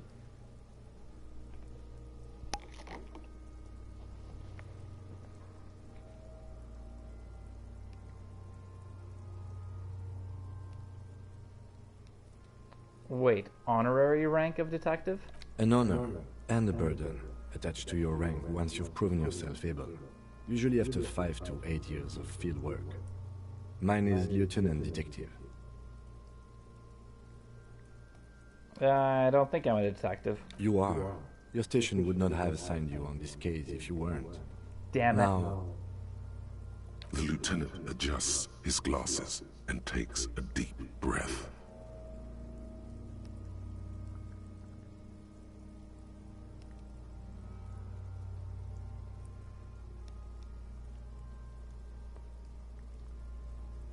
First, what exactly is a field autopsy? come on, officer. You know what a field autopsy is. You've done 100 of them. No, I actually haven't. What you do know is, at 18.9 kilometers, the dormant shield volcano, Corpus Mundi, is the world's highest summit. And the failure of the 38 single, Epui Descent, to crack the top 20 was the death knell of disco.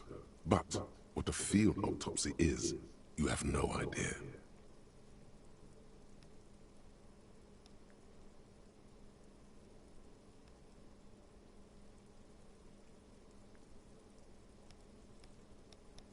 Actually, it appears I have forgotten what a field autopsy is. Fine. It's a three-part form to be filled out on the scene by the detectives responsible. One takes note, the other dictates. The goal is to establish cause of death. Do we need a scalpel for it? A scalpel is not always required. I hope this is one of those cases. Latex gloves are, however. Do you have another pair of gloves? Unfortunately, no.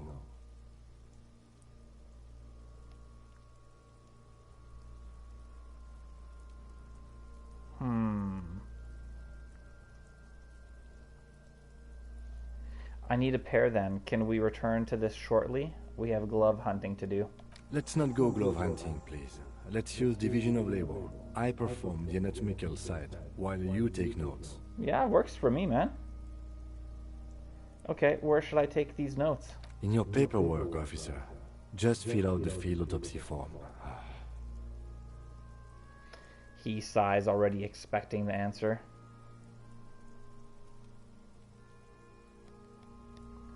You're not going to believe this. I think I've lost my paperwork. Now they only have one paperwork, too. Officer, what haven't you lost?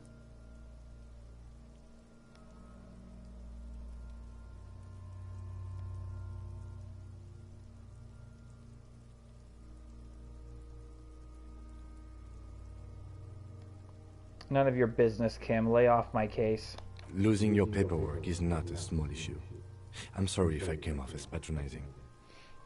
He looks at his notebook. I can give you my paperwork. There's an autopsy form there. Several, actually. But only if it helps move things along.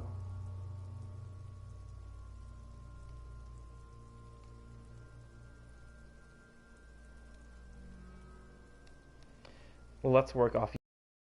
Right. The autopsy form is near the end.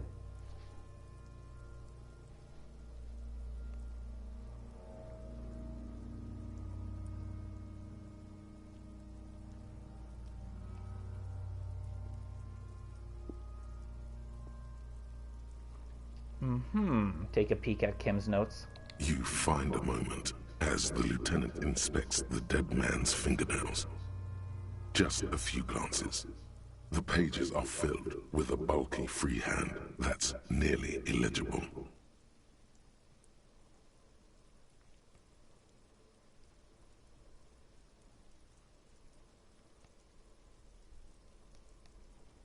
Try to understand what the lieutenant has written about the case at hand. It's very hard to draw conclusions. All you can make out is that he is in a hurry to solve the case.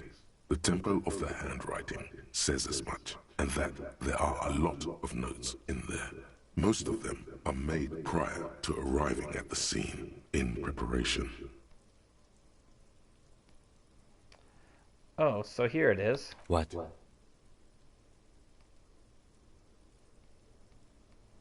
I want to try to remove the boots. I thought we decided to leave it to processing. Let's not turn this into some kind of circus. Okay, so you can sneak out of your room maybe, after he's gone asleep. Okay, we can do that. Open the notebook at the field autopsy form. The dead man stares in silence as you crack open the ledger. The bright red paper is covered in boxes and lists, describing the condition of his skin and organs in 3 parts. Above those, an 11-field info form needs filling out first. It begins with...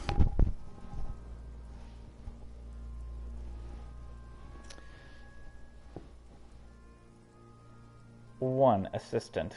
That's you.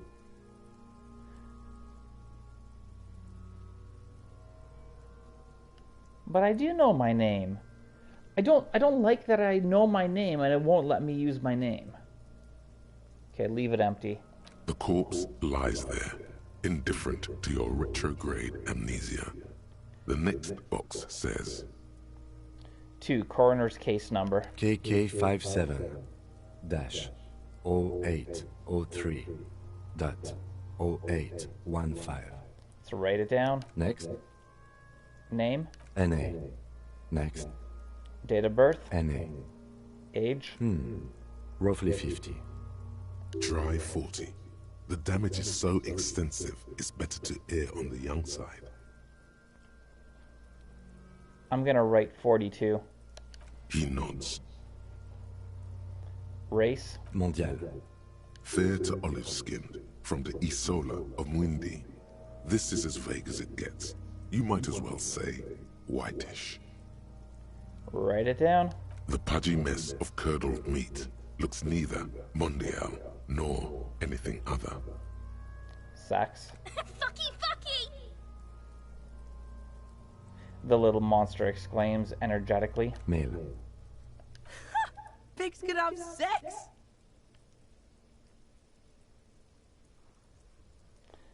Male. Nor does he look male, with his pregnant belly and indistinguishable face. Date of death? We're still going with March 4th, 51. Right, March 4th, 51. What else? 9. Body identified by is non-applicable. 10.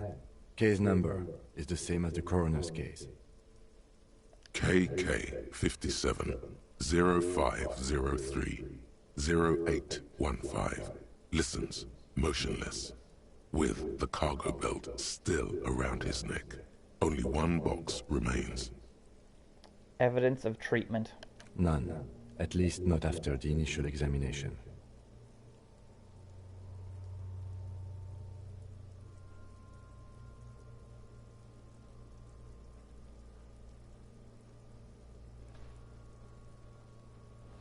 What exactly is treatment anyway? Interfering with the body's position or wounds post-mortem.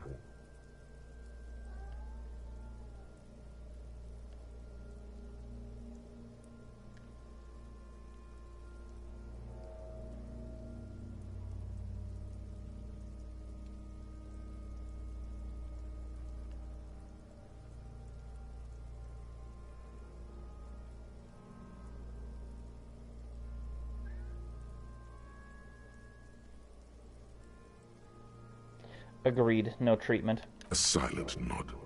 The lieutenant places his gloved hand on the corpse's chest, as if in preparation. Your central nervous system recognizes this gesture. It's the stations of the breath. Ecclesiastic, religious in nature, a holdout from pre-DeLorean burial rites. It takes him 2 seconds to perform. Then,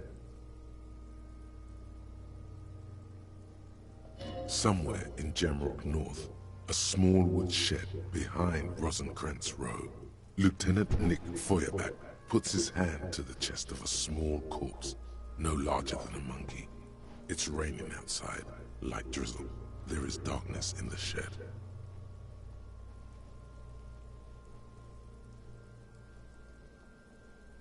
Elsewhere yet, an obese female sits in a wicker chair, her silhouette ball-like against the window. Outside, Grand Coudon. The day is turning dim for Sergeant Mac Dawson. Hand extended, he approaches, to make sure she is dead more than anything else. Is this some kind of a memory? The building is tall, 7 stories wind-wrapped in solitude. Most of the apartments are unoccupied. This was a suicide, the other an accident, the small one. And so, all across Jamrock, Coal City, GRIH, 42 deceased persons found today, 42 stations of breath. We should start the post-mortem. The corpse cannot feel Kim's hand on his chest. It no longer meaningfully interacts with its surroundings. A thicket of boxes and lists on red copier paper tries to answer why.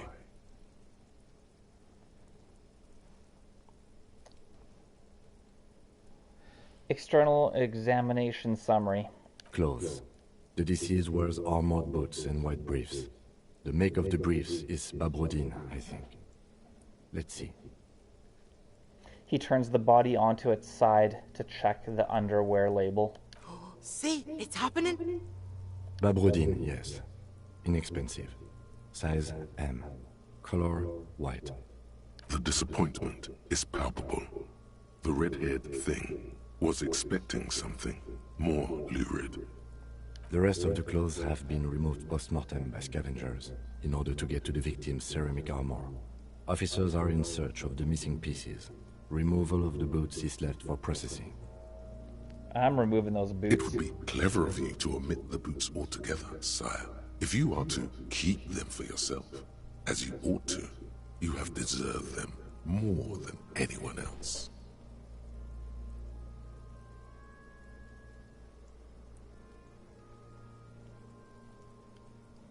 Omit the boots. Tattoos. He stands up, feet planted on either side of the body. The upper torso is covered in a single, continuous tattoo, resembling a national pattern. It reaches from the right shoulder to the heart.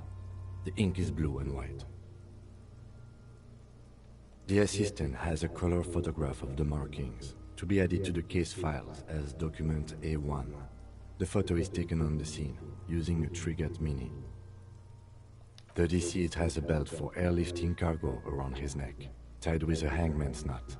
Color, yellow. Length, 3 meters. There is a buckle on the other end. Well-nourished, athletically built, measuring 1.8 meters. Generally consistent with age 42. Preservation is good. Ambient temperature, below freezing. Body hair is light brown. Distribution is consistent with the age. The deceased had male pattern baldness. Hair is combed back, short.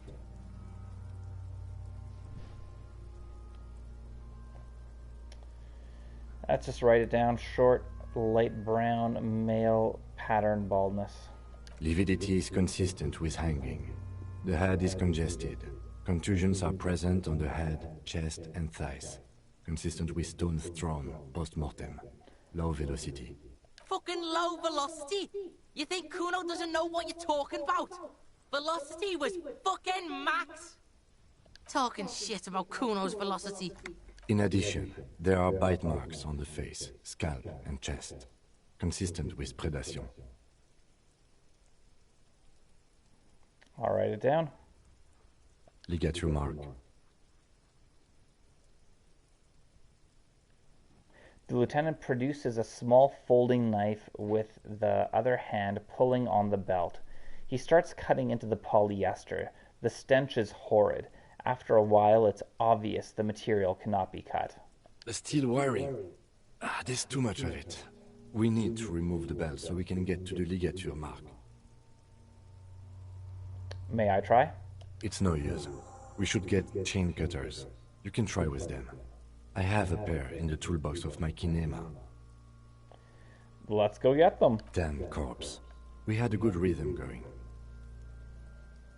The lieutenant gets up and brushes his pants.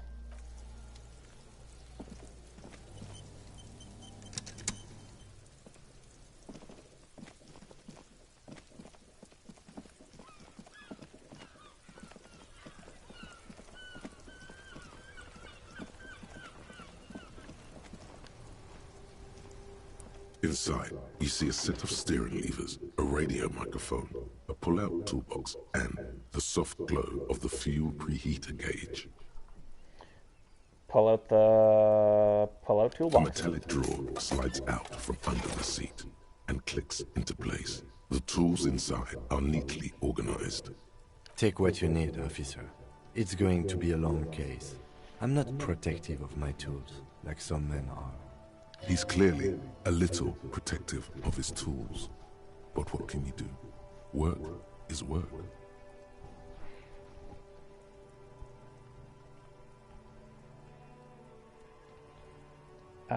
Take the rubber-handled chain cutters. The handles are long and sleek.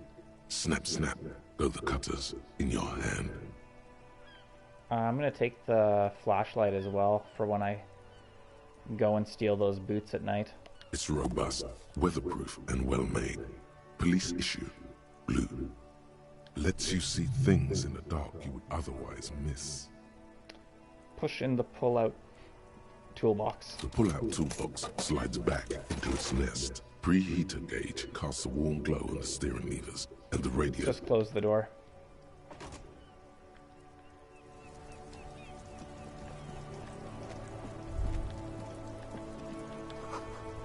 The damage looks like it could have been caused by an earthquake. Cool. The worn and beaten wooden planks of the bench do not look overly comforting. We can sit on benches after we've solved the murder. You can revisit the bench if you ever need to pass the time when Lieutenant Kitsuragi is gone. Interesting.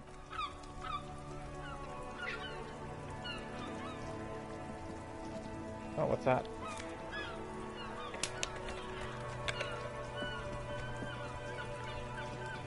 Can I get through here? Yeah, there we go.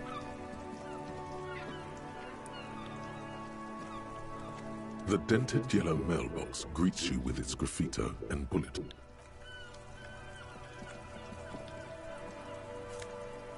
Nice.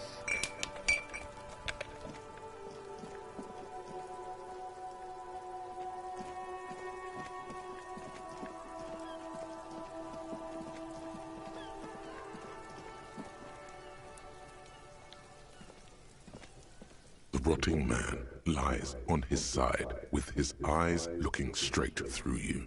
His body is supine and open to intrusion by autopsy. The lieutenant adjusts his glasses and takes a deep breath. Now that we have the chain cutters, let's cut the belt. Cut with as much precision as you can, please. See? My pig is gonna fuck his head off. No, he ain't. Your pig's a boring fuck.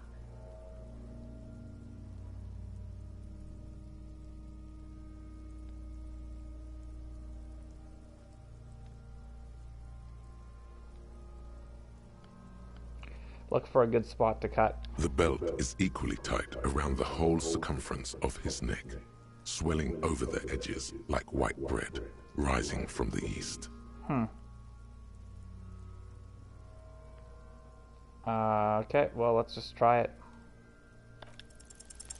You jam the cutters right under the knot. That seems like a smart idea. Yeah, somewhere there. Already, they're buried deep in the man's flesh. Then you rotate them to get a better hold. Then... rotate some more. a really, really bad smell is coming from there now. And some kind of cracking sound. Enough. Cut some. Yeah, fuck him! Fuck that buggery! Corpse fucking time! Told you my pig was hardcore. I should have a go first. I think I have a strategy.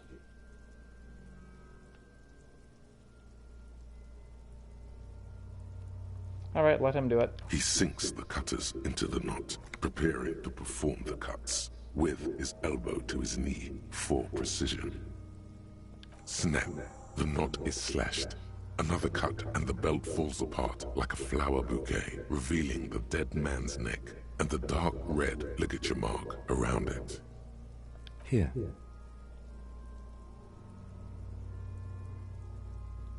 He hands you the chain cutter's back and then kneels closer to the body, running his finger along the dark red groove until he comes to a gap. The rope rises to a point, leaving a gap in the ligature mark.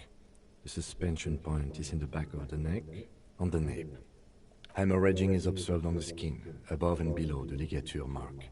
The mark is well pronounced, consistent with a drop from 1 or 1.5 meters.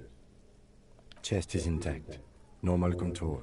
Abdomen is protuberant, pelvis intact, genitalia...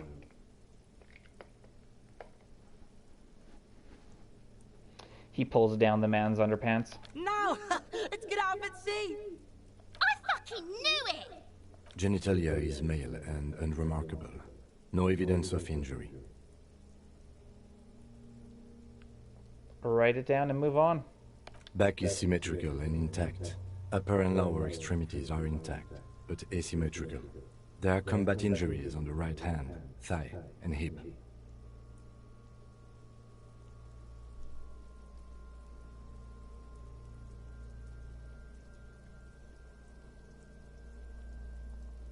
In addition, I see smaller, residual scars, too numerous to count, covering about 30% of his skin. From wounds sustained over 2, maybe more decades. Dispersal and accumulation indicates long and active combat duty.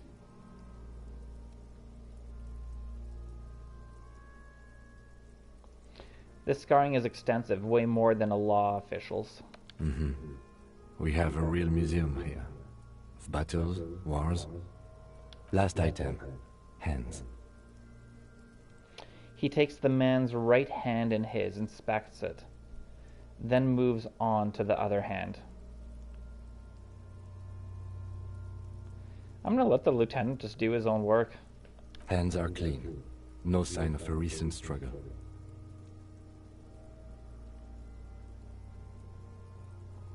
Were we expecting any? I was. Maybe I'm just not seeing them. Honestly, this stench is making it hard for me to think at the moment. Ooh. That's all for the external. Well done. What next? Internal examination summary. Central nervous system. I have nothing. Do you have anything on this man's central nervous system?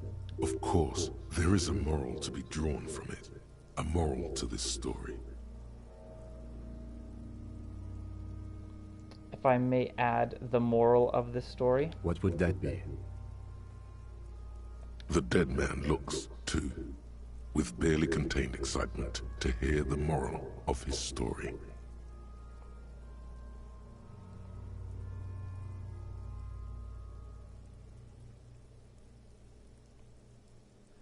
The brain is very vulnerable to compromises in its blood supply. I think that may well be the moral of every story, officer. The lieutenant grins. All right, not applicable. Good. Musculoskeletal. Purge fluid is coming from the mouth. Not injury-related. Eyes and tongue protuberant. Hyoid bone. Let's see.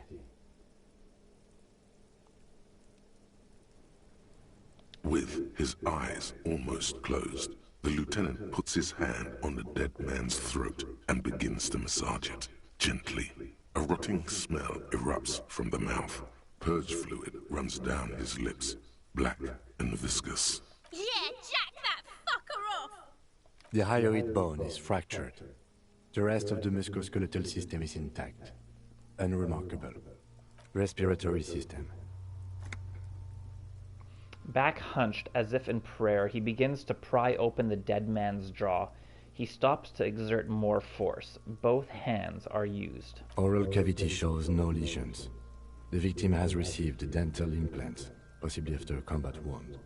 Mouth swollen. Hemorrhaging present in mucosa of the lips and mouth. I'll look inside the dead man's mouth. No scream. No sigh of relief rises from the darkness inside. It's humid there. Sickly sweet air, unlike anything living. You feel like you're about to throw up again, straight in that mouth of his.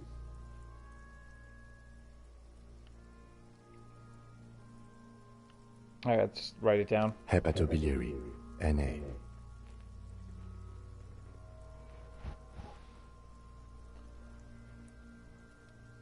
Why? Don't we have anything? Are you a hepatobiliary expert? He looks at the corpse's stomach with a mixture of tiredness and disgust. I don't think so. Neither am I. And that's it? That's it. Same for toxicology and serology, NA. Both? Unless you have untapped reservoirs of knowledge there.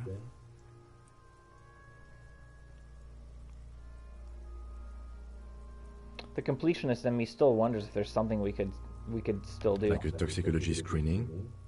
At this stage, I doubt processing will find anything, even if he was brimming with cocaine. But still, you should add a request. Brimming with cocaine.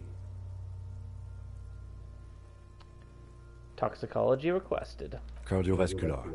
The body exhibits heavy lividity. Blood has gathered in the hands, feet, and neck. Hypostasis is visually consistent with the hanging. Gastrointestinal. He breathes a sigh of approaching relief. This is the last field on the list. He looks around to the ground, the pool of feces there. This will do. Digested semi-solid food in stomach. Voila. He touches the corpse's bloated lower abdomen briefly.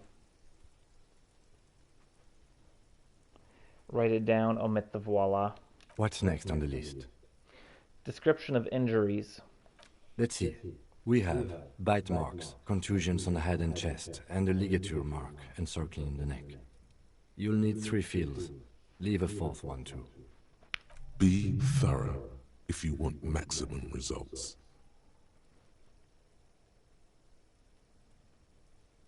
What about the injuries we have inflicted? Oh, so we inflicted them?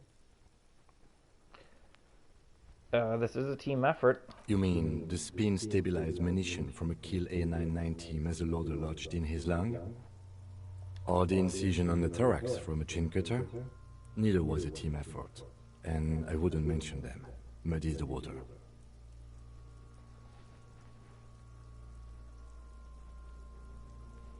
But isn't that sloppy? Be pedantic if you like, it doesn't matter. No one else is going to investigate this man's murder. And if they do, such details would only confuse them. See? These pigs are fucking corrupt. Why don't you fuck him if you love him so much? Now, injuries. 1. Bite marks.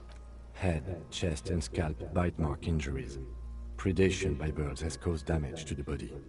Odontologist does not need to be consulted. And your opinion, officer? Non-fatal post-mortem. Agreed. Next injury?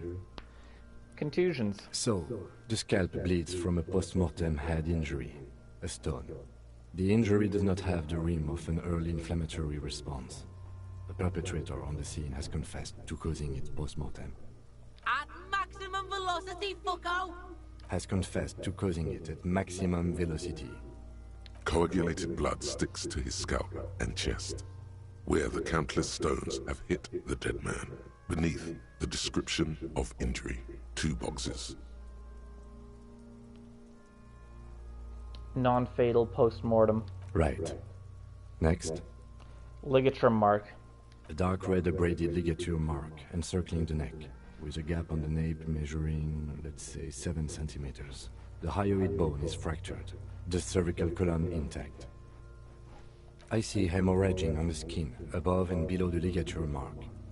Depth of the mark, 1 centimeter. No signs of clawing on the neck. Below the note, 2 customary boxes wait to be ticked. The man's head jerks to the side. The ring around his neck is visible. Think for a moment. There's time. Don't rush. I think that's what caused the death, because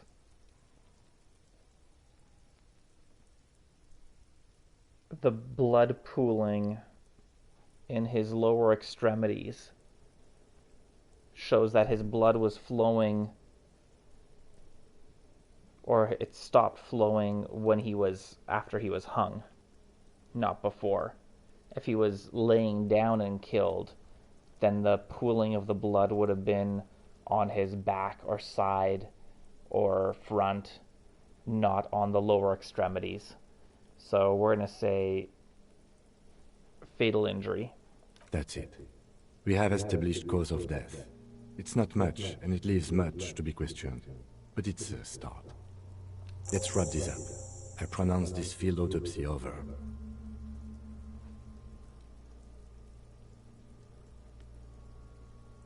First, how did it go? Well, we established probable cause of death. Some would say that's the goal of an autopsy. We also requested a toxicological screening. That was thorough. The results should arrive in a couple of weeks, if we are lucky. I will not hold my breath. What else? We were thorough with the list of injuries, too. We described them all in detail. What is there to say? Given the circumstances, it was a professional field autopsy. Oh yeah, well done, Master Detective. Maybe a drink is in order?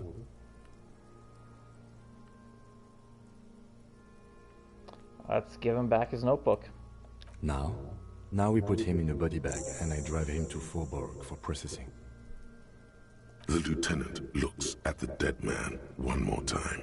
then at his notebook, then at the corpse again. You tilt your head, also looking at the corpse. I'm sure we didn't get everything. There's always something.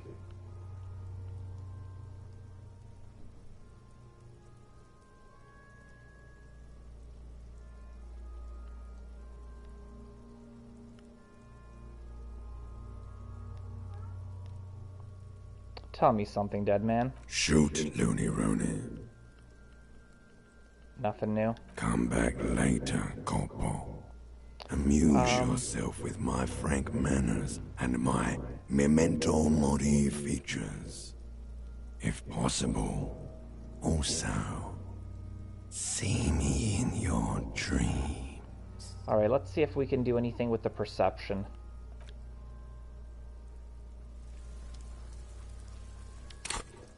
Alright. Actually, I'm gonna feed my cats quickly.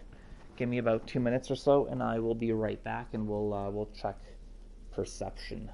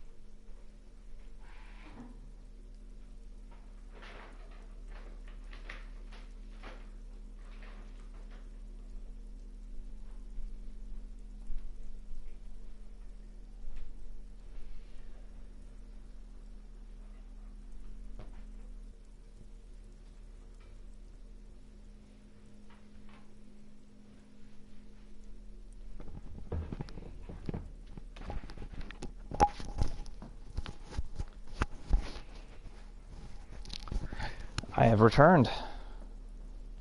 Took a little bit longer because I was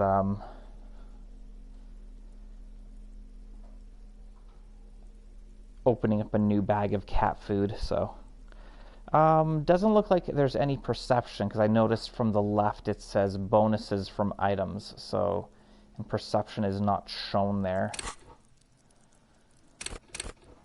We could always add some skill points to perception, but we're sitting at 3% on that one, so I don't think it would really raise it that much, so I'm not going to bother with it.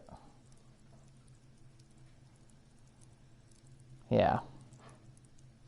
Let's have a look at our tasks here. We can pay for damages. We can do that.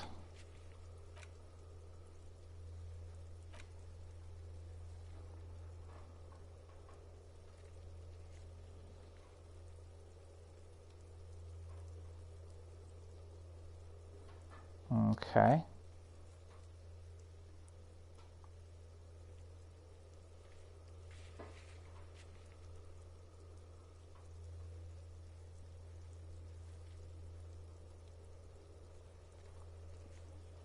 Okay, we could do that. So, could ask about the tattoos. You know, it's pretty late in the day, so I probably won't do that. We could pay for the damages.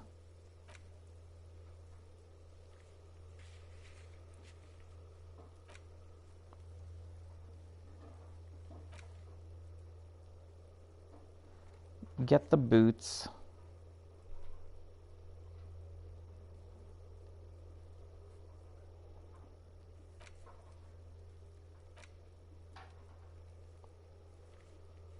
Okay, cool. Actually, let's have a look at this. So we just have these two. Internalize and internalize. Don't know what it does. Does it...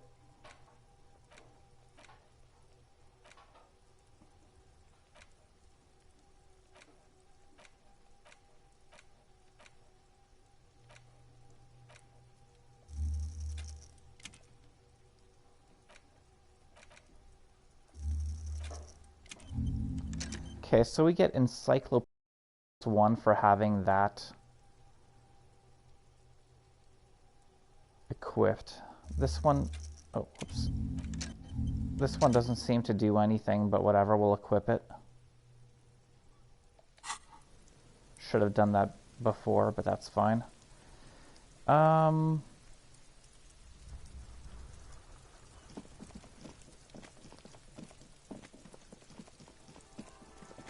Yeah, because it's almost 9 p.m. in-game.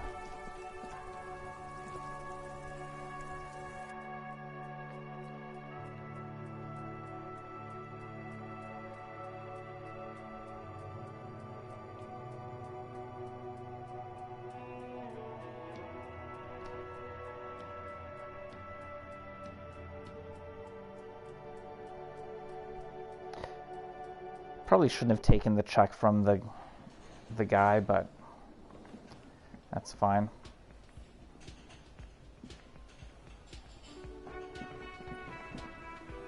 Who's that guy? Who's this?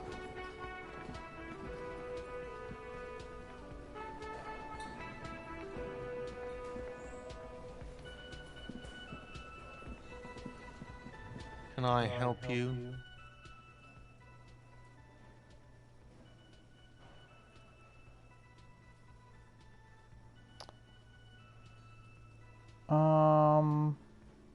Let's try this one. I don't know what this is. I saw another thing at the whirling. Another thing. Great. I love those. I saw a sign that said the mess hall reserved for the Union. Yes, not the whole damn Union, thank God. Just the nastiest and loudest faction. He tosses his head in disdain. They come here in the evenings. Dumb, unruly types. Think they're big shit. But they're good customers. They place big orders and always pay on time. We should find out who this Lord faction is, occupying the booth. Loudness means talkative, and we need info. How do we find them? We don't. We have to wait. They'll show up sooner or later. Men get hungry, even men on strike. You glance at the clock on the wall behind the manager. Huh.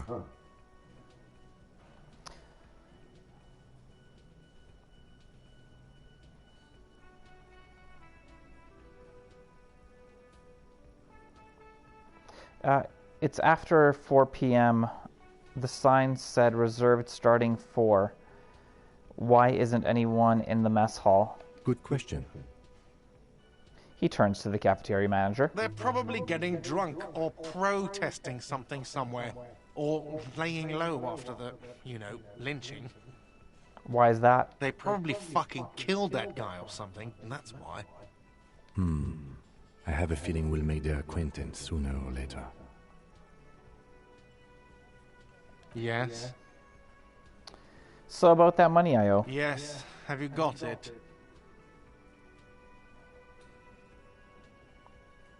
How much do I owe you again? A lot.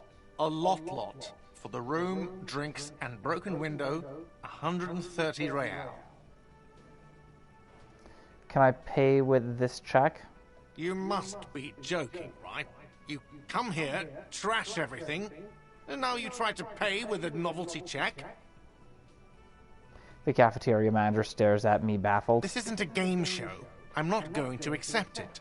You owe me cold, hard money. I want to see that money in the palm of my hand.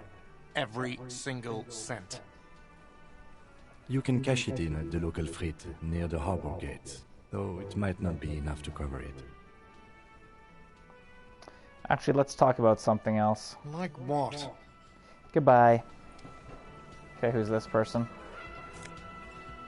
Oh, it's not a person, it's a bottle.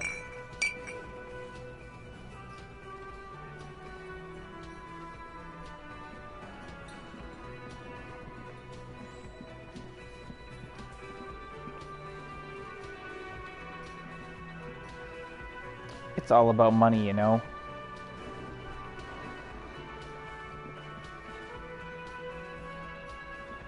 The worker is in a deep slumber.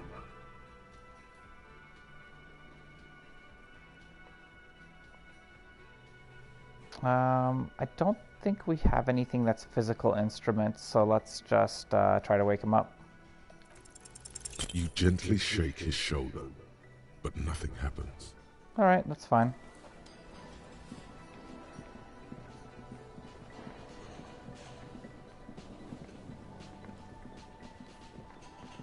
You see a heavy steel door with a prominent dimple lock.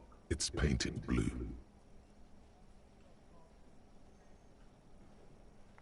Try to push the door open. The door does not budge. Wonder where this door leads. You do? It's a door in the back of the kitchen. Why do you care where it leads?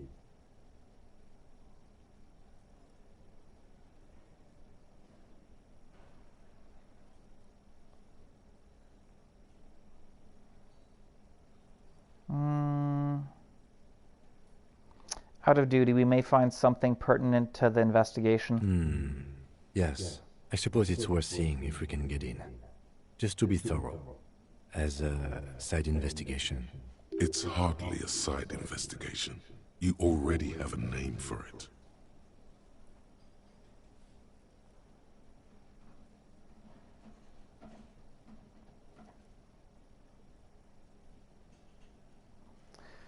The door and the main investigation will merge into a stereo investigation. If you say so.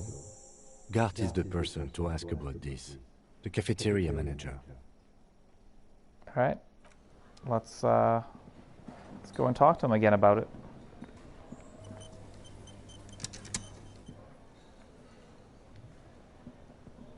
Can I help you? Another thing. Great. I love those. There's a mysterious blue steel door in the back of the kitchen. Oh, yes, that door, sure. There's nothing mysterious about it. It's just a door.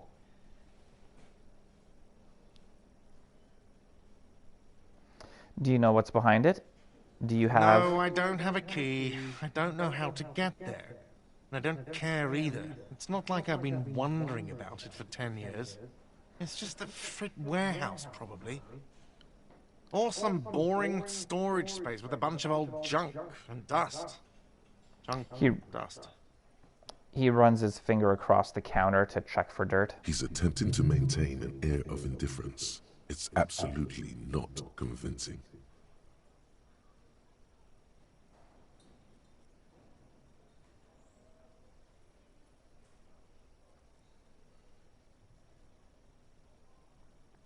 I think you'd like to know what's back there. Fine, okay, a little. But my job doesn't leave me time for wondering about one locked door in one of the cafeterias I manage. So, I haven't opened it. I have cleaned the whole place 100 times over, though, after the animals. And I haven't found a key, so good luck with that. Yes? Bye-bye. All right. How long are we going to be investigating for? I feel like the night's kind of done.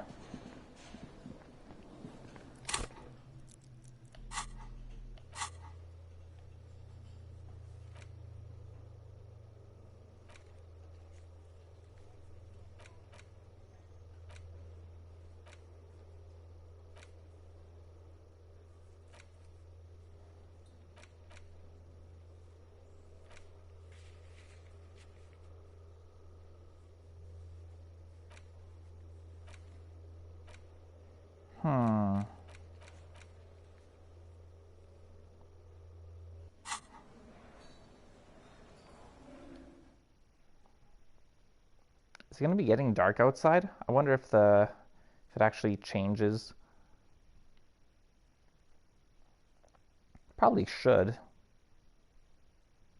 Should definitely be dark out already because it's like 9 p.m. in March.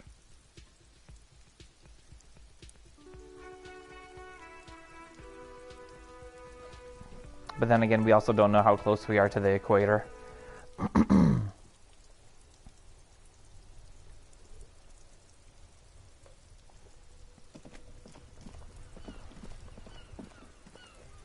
Oh yeah, the lights are on. Cool.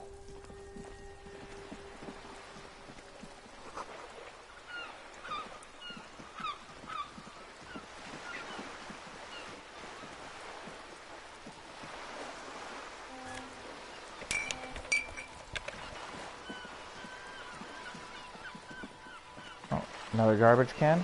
Hopefully we can get some... Yep. Who are these guys?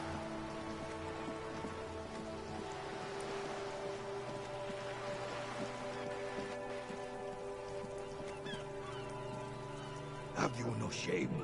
Whining about your back every time you bring out the measuring tape. René, you're a man with a fork in a world of soup. Please, let's just try to enjoy the game, all right? The other one is eating a big sandwich. I'm trying to, but you keep breaking my concentration. You're old. I can see that. We're both old. Now stop grabbing your ass like it's a girl. These manly men are playing balls. This is a ball game. Grab a ball and play it. Don't ask questions. Shoot first. Ask questions never.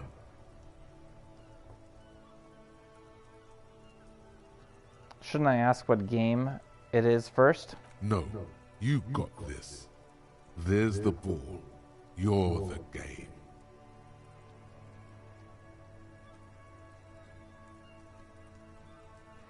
Observe them first. See? Your munching and complaining have ruined my concentration.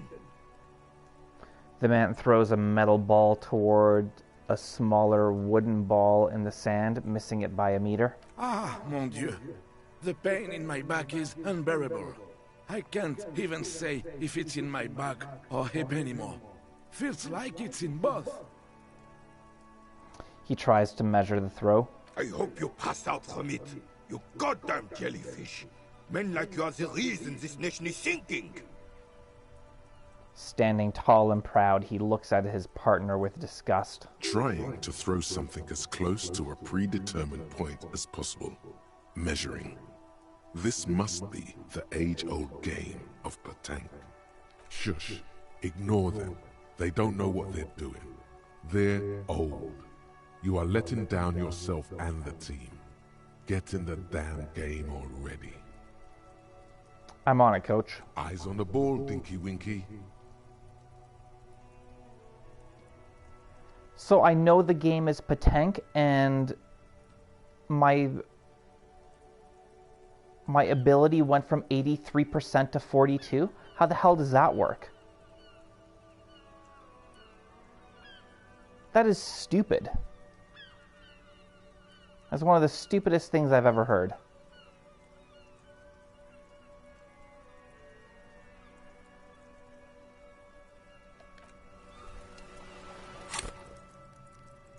Like, how does that make any sense whatsoever?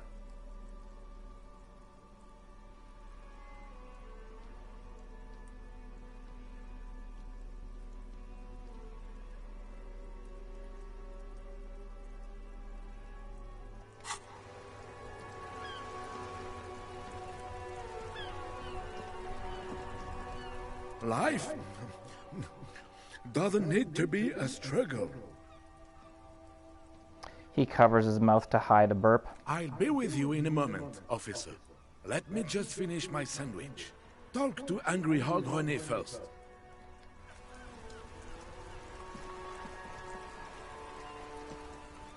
Can you please? René, you are the angriest man in the world. Whatever. This is so stupid.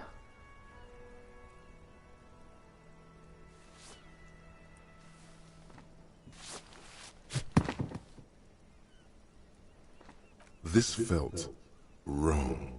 Wrong like touching your sister's breast. You threw your sister's breast. Mon Dieu!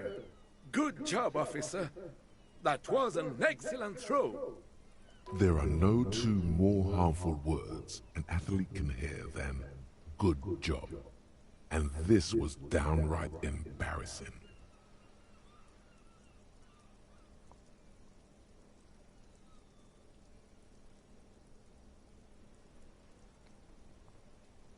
Hold on, why did it feel so wrong? Your muscle memory knew what to do and went for it. But there were gaps.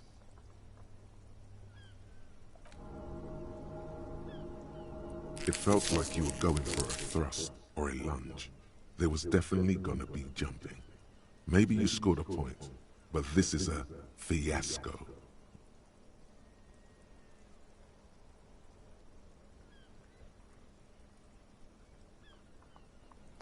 The throw was terrible and you know it. No need to mock me. What are you talking about? You just executed a pretty much perfect pétanque throw. His tone is full of admiration. How are you ever going to get the officer's shit off your nose, Gaston? Or even climb out of his ass?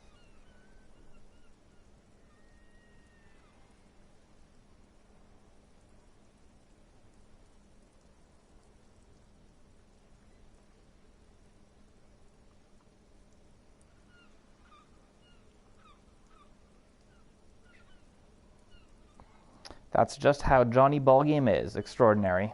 Right.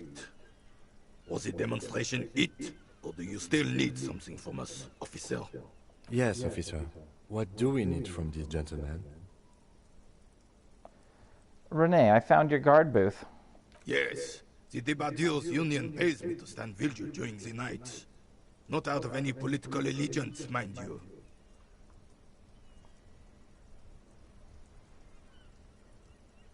I'm an old man. Don't sleep more than a few hours every night anyway, and money is tight.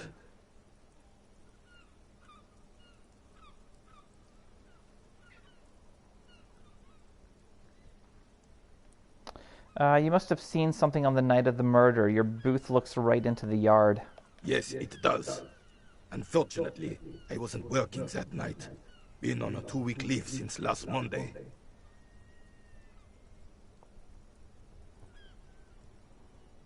So who was working your shift that night? No one. The bus has been unmanned since last Monday. There's no other guard. It's just me. No one has been guarding the container yard since last Monday. Yes. It's not actually an issue. I mean... Look, officer.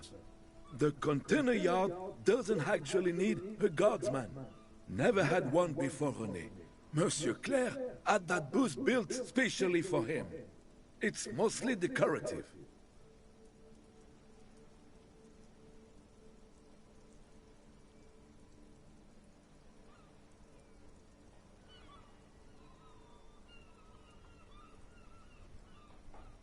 So it doesn't matter if you're there or not? The possibility of someone being in there is enough to discourage any ill-minded individuals.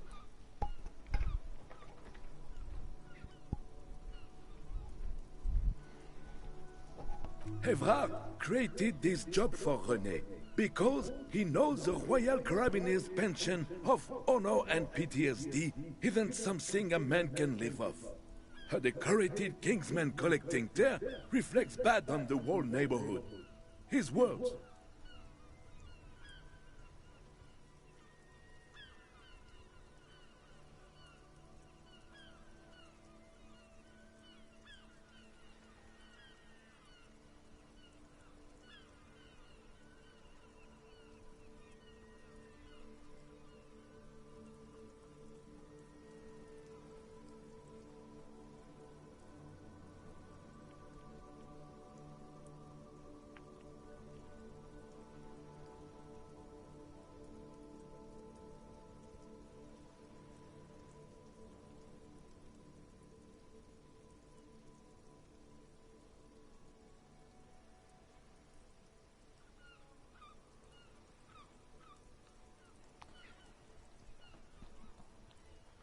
Renee is but one man. We need a program. Get all the elderly back in the job market. Keep folks motivated. Look, officer, can we conclude the topic of my guard post now?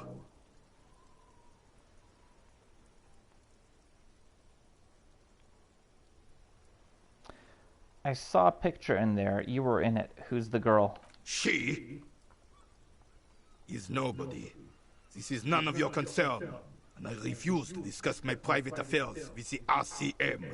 The lady is Jeanne-Marie Beaulieu, and she sure as hell wasn't a nobody. Got it. Thanks. Yes. Like I said, it would be up anyway, so might as well keep an eye out. It keeps my senses sharp. Do you know anything about the man hanged in the backyard of the Whirling in Rags? Unfortunately, I don't.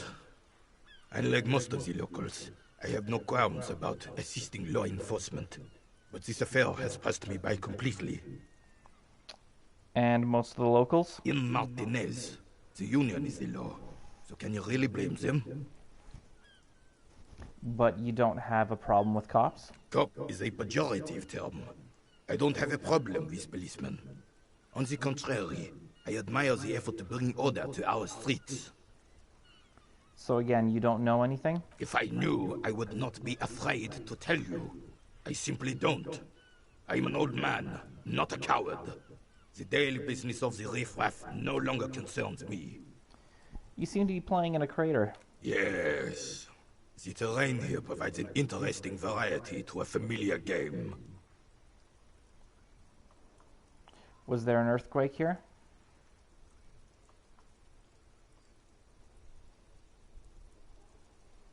Or do you know what created it? I do.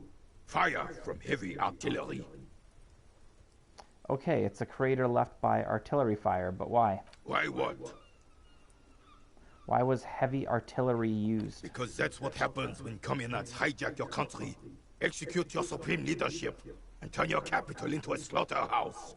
You use heavy ordnance to clean up your home. Yeah, that sounds about right.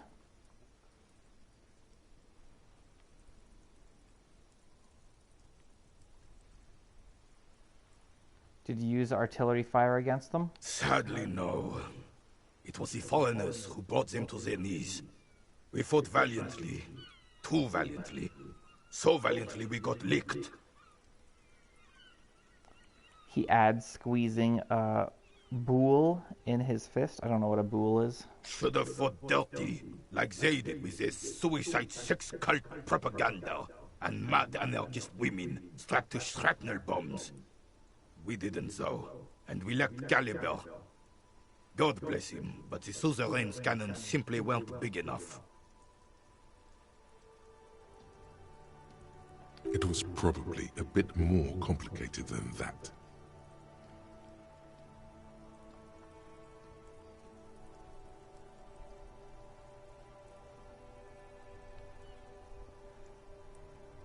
Why shell them here in Martinez? Because this place is a damn beachhead.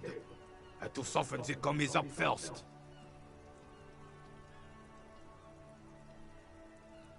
The beachhead? Yes. The military coordinated amphibious landing to take back Revachol. Martinez was used as one of the 3 footholds in Revachol during Operation Deathblow in 08. The other 2 are off in Stella Maris and the Delta. He points to the northeast.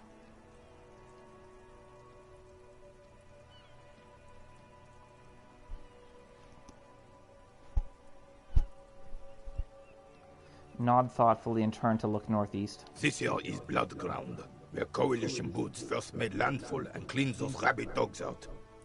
Most likely, we plagued Betonk of their mangled corpses. Blood Ground. You got old René going there. Like he isn't hungry enough already.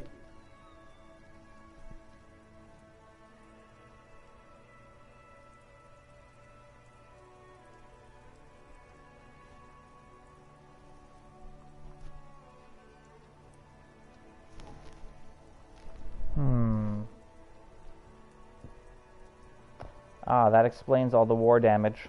Damn right, son. They let the fire of hell on the city before they stormed it. And it worked, too.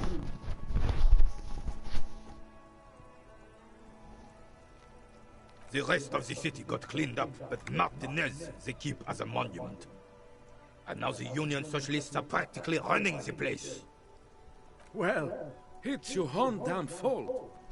You, we, the Coalition, Revachol, whoever you want to blame, never finished the job. Officially, the party never surrendered. Of course they still hold influence. You don't even begin to truly understand the players at the table, let alone the specific circumstances surrounding the... What do you think? Thinking men have opinions on these things. Present one.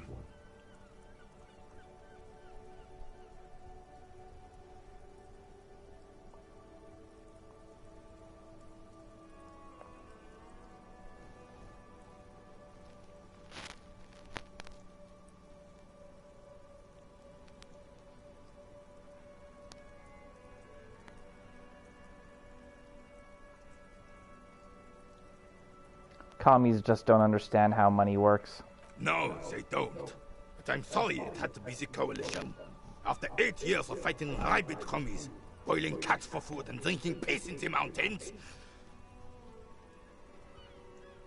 He takes a deep breath. I would have preferred if the Right Honorable King Guillaume returned through Revachol.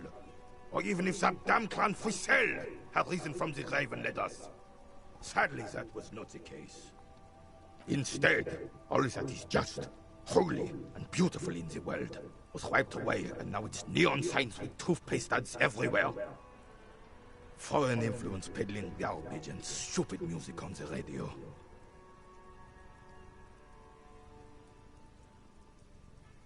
This is just what the commies wanted. This was their plan all along. This is what they wanted to replace the role of the suzerain with.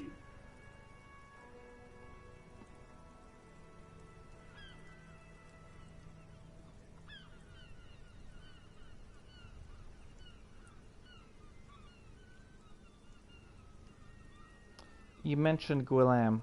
A true king in both blood and mind led Revachol before Frisell. He would have been better, but the damn commies drove him into exile. Who was this Frisell? Damn Frisell. He was a king we couldn't protect. The Carabineers failed him, and the crown. He died in the hands of the Hyperlay, in a very public execution. He slouches as he says that. It makes him smaller, admitting they left the king to the mob.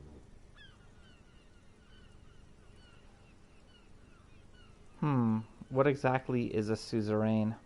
The suzerain is the king! Has everyone forgotten already? They've forgotten already. It's no use talking to you. You were still in Daddy's balls when it happened. When we took our last stand against the filth and rode the cavalry straight into gunfire.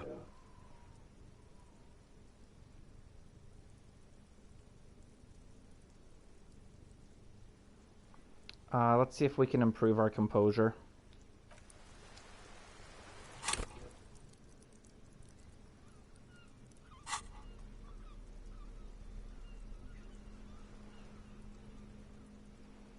already have composure increased.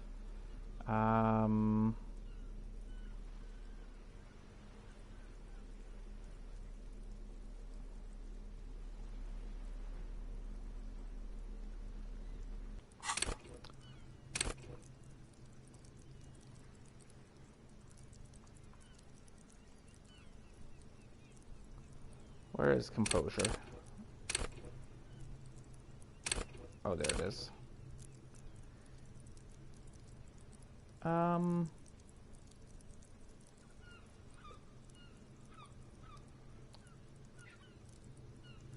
think I'm gonna try it, but without upgrading it.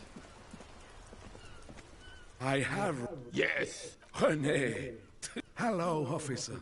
How might I be of assistance on this fine day? Well, I guess this was new stuff. I have really outdone myself. He takes a bite of his sandwich. This is divine. Yes, that's what you need, Gaston. More padding on that fat ass of yours. I hope your heart gives out. Renee, tisk tisk. It's the little pleasures. Life doesn't need to be a struggle. Hello, officer. He turns to you. How might I be of assistance on this fine day?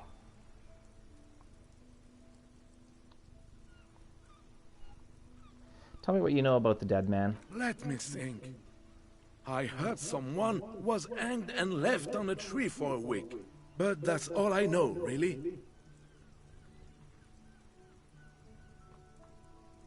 Really? You know absolutely nothing? No, officers. I'm sorry. And I really would like to assist. You are both good guys. I can see that. Then help them, you wimp. You have plenty of shoulder with the ghost caviar in the Union. Someone must know something. I wish I could, but I just don't know anything. I always keep my nose clean and don't gossip. Everyone knows and respects that. Respects? The old carabiner can't believe what he's hearing. Sounds a bit like you're holding back. I'm not even anyone.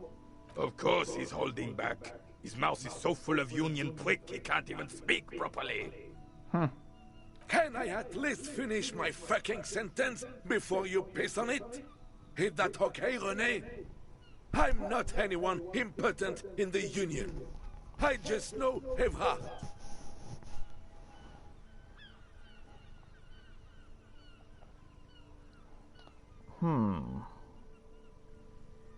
How do you know Everett? Everyone in Martinez knows the Clare brothers.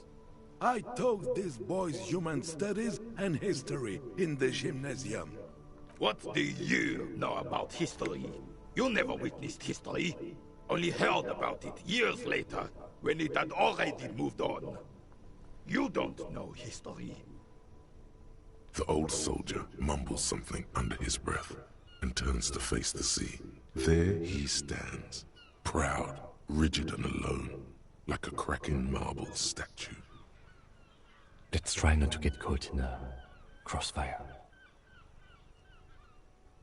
Are you a union member? Oh, in many ways, yes. Like an honorary member. I attend meetings and parties, help with little things. Evrard, Edgar, and the older debarders all know me. In many ways? Oh, yes. So you're not an actual member? Not in the technical sense. I don't have a vote or a membership card. But Evrard keeps me on the payroll, just for the little things. Of course he's not a member. He's not a member of anything. I knew that. He's a Vezavane. Turns to where the wind blows and tries to look important. I hate the socialist rabble, but even siding with them is better than living your entire life on the fence. Never committing to anything. Pick a damn side already.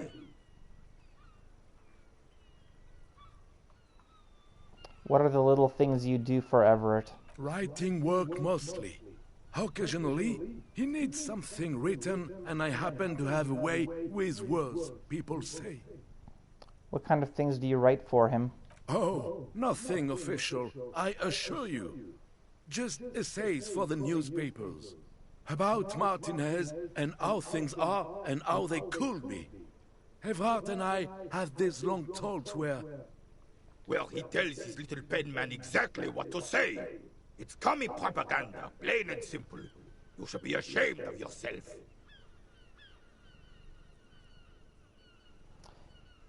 Thanks, that's all for now. No, thank you. For being consummate professionals. You'll have this case wrapped up in no time. What are the rules of this game? Oh, the goal is to throw your bull. As close to the cochonnet as you can. That's the cochonnet. He points to a small wooden ball in the middle of the crater.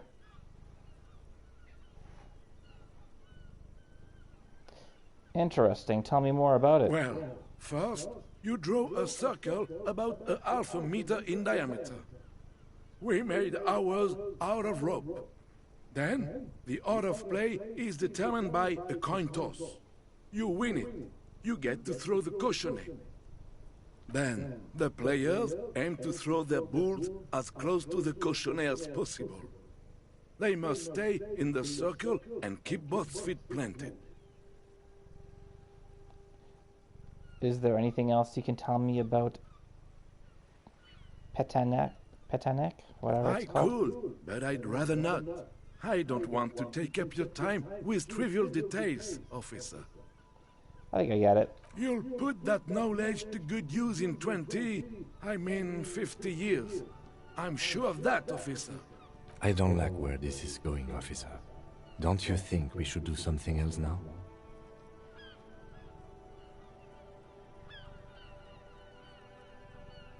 No, I want to talk to him. I promise it won't be about Petanek. Hurry up then. Jeez, Kim.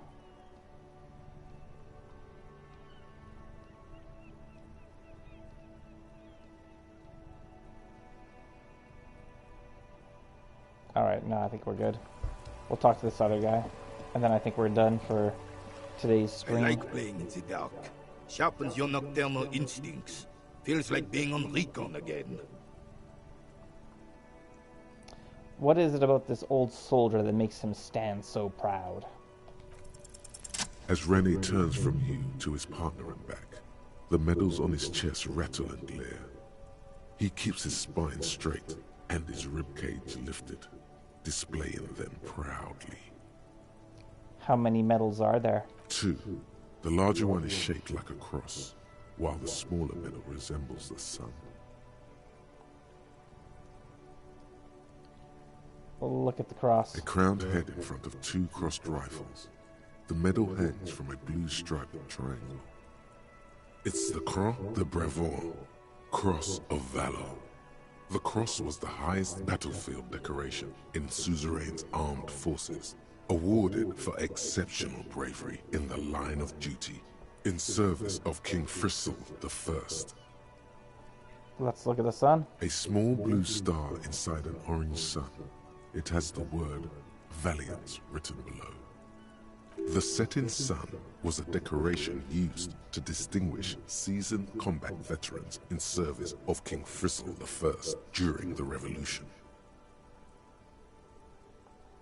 Croix de Bravoure and the setting sun. Did you get them for... For bravery.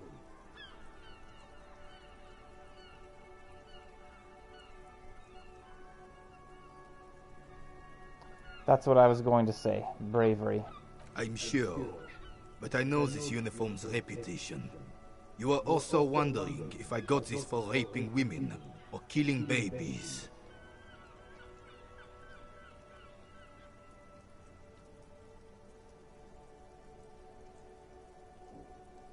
No, I really wasn't. I'm just asking. Honor is everything to me. Whoa. Sounds like you're about to open the gates of conversation. This man will literally talk your ear off if you let him wander off to memory lane.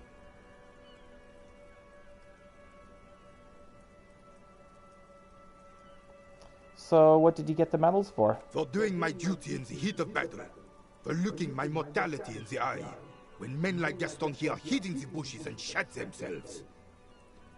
He saved some muddy princeling who foolishly strolled into the front line in his gown of velvet and gold.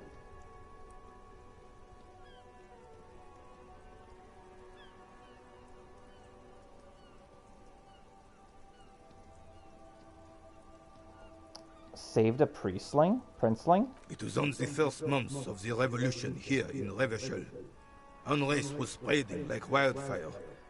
Marauders had taken most of the Couronne and were getting really ambitious. King Frisel thought he could end it all in one decisive strike. Sent his cousin, Drisson, to put an end to the unrest. Alas, the young Drisson was all piss and no vinegar, wearing a tunic of purple velvet and cockatiel feathers to battle. Even his rifle was gold-plated, shone from 5 clicks away. Can you imagine the asininity?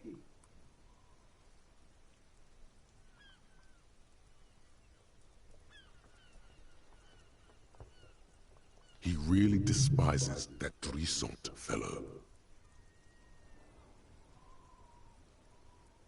Purple velvet tunic. That isn't exactly camo.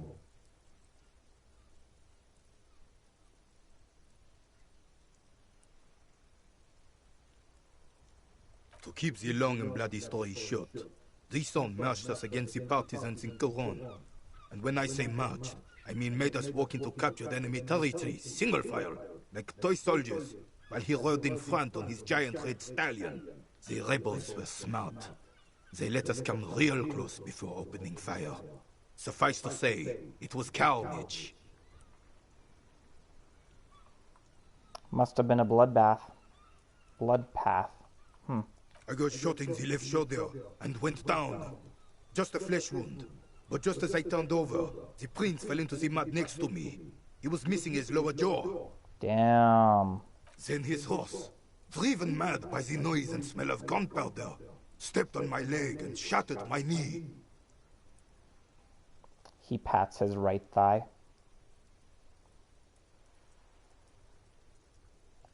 Okay, then what did you do? I grabbed my sidearm and shot the beast in the head.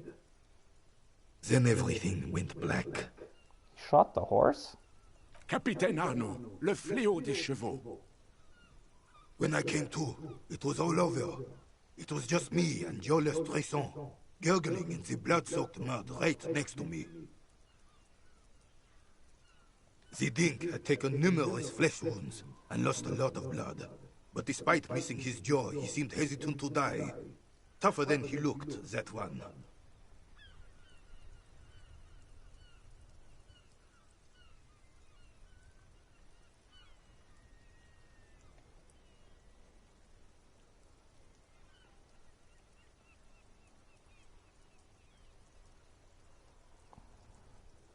I'd give up. Can't imagine living without my jaw.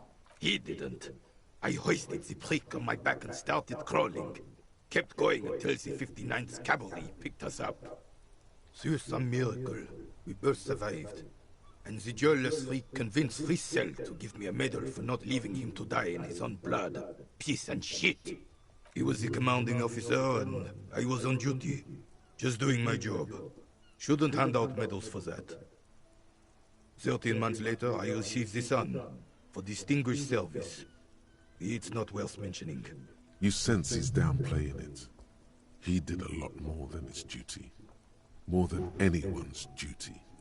It's in his spine, in his billowing breasts, and untarnished self-worth. Sounds like you're being modest, Renee. The old carabinier stands quietly like a statue, his features motionless.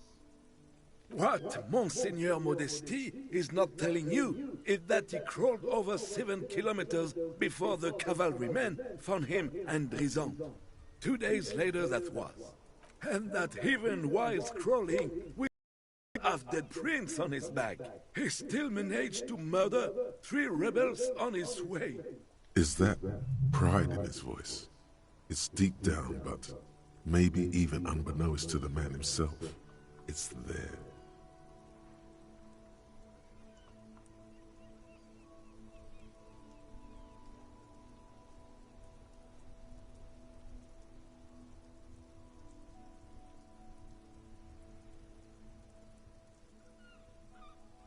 Hold on, you're just a little bit proud of Renee's heroics, aren't you? Sorry, officer, but you're reading me all wrong. I'm a man of peace, and these kinds of bloody heroics are only impressive to men like Rene himself. Certainly not to me. How did you find the story to be, officer?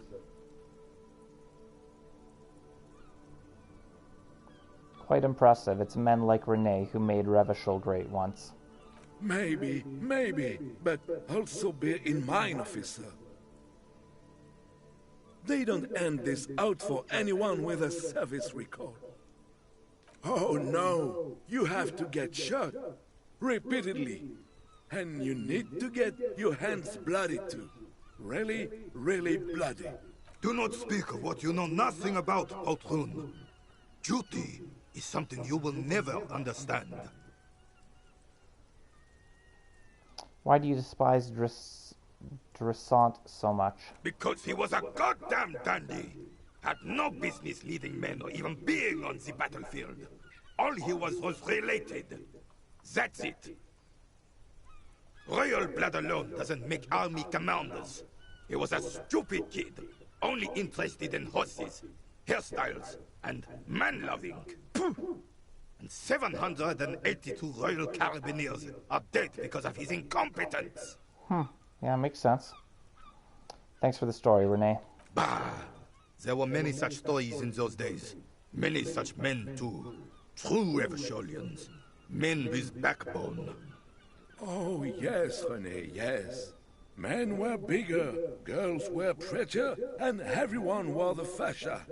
Lord, please, bring those days back, if you can.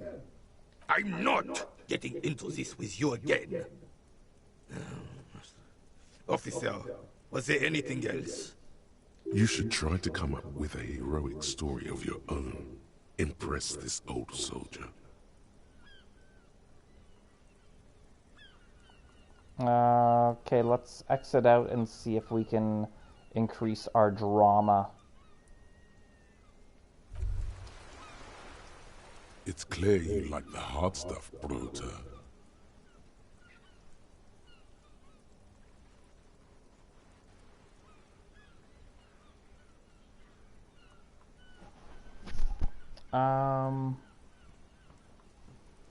The what? Sounds like my stomach is growling. Evening falls. The time has come to take the vow. Vows? The vows of blood and flesh. Whatever. No. When the blood and flesh call, there is no discarding them. Speak true. Do you like the hard stuff? What is the hard stuff? Fascism, Brota.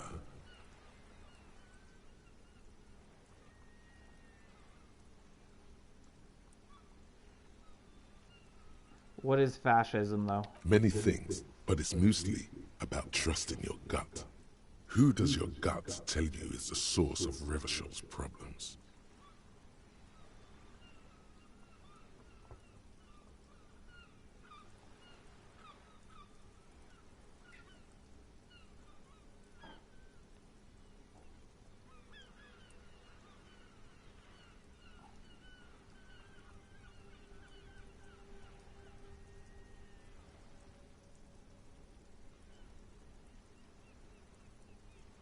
The libs. Yes, them, but also women. Women? Women, men of war. You don't like them. They're insane. Their idiocy needs to be scrubbed off this world with rubbing alcohol. Woo men need to go back to the fucking kitchen. Okay. That's what fascism boils down to. The rest is also important. But the main thing is that women need to know their place.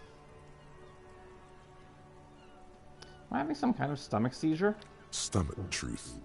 You're having a stomach truth. Why am I getting this? Because you've said the hard things that others won't say.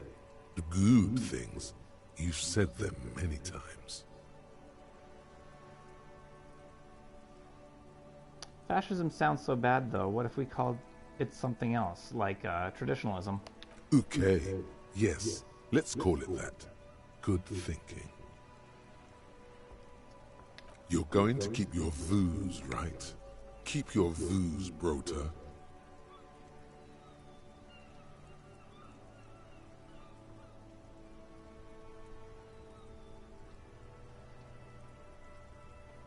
I will keep my views for the glory of the Rivasholian nation. For the nation. Smart. Best not to mention the women too often. That's why you're the head and I am the stomach.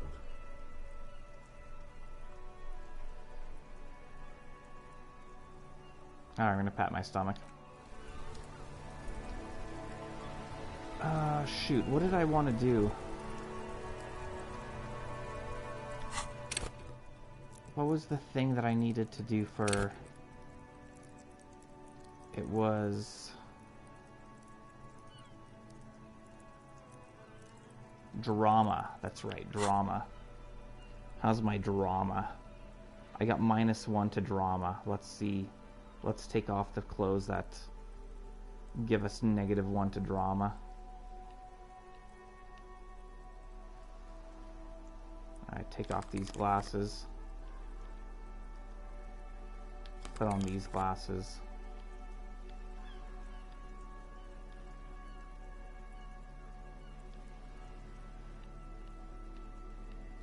Cool. The purity of snow always reminds me of the purity of a man's soul, if he's got principles. I think we've got 2 things that we can increase. Maybe we want to spend 1 on drama.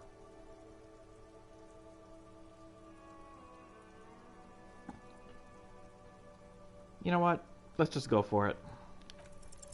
Unfortunately, there doesn't seem to be anything worth mentioning among your achievements. You should resort to good old lying.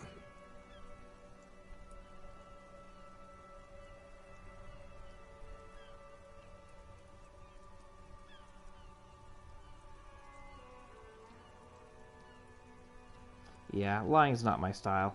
But of course, sire. Looks like they're waiting for you to speak. Alright. I have a feeling that he's ready to pack it in. That's why we've got the thing on the bottom left bouncing around, telling me to talk to him. Because it is 10 o'clock at night in-game. So we will continue this on next time. What is this? I'm being distracted. Enormous bowls, worthy of a real man. Okay.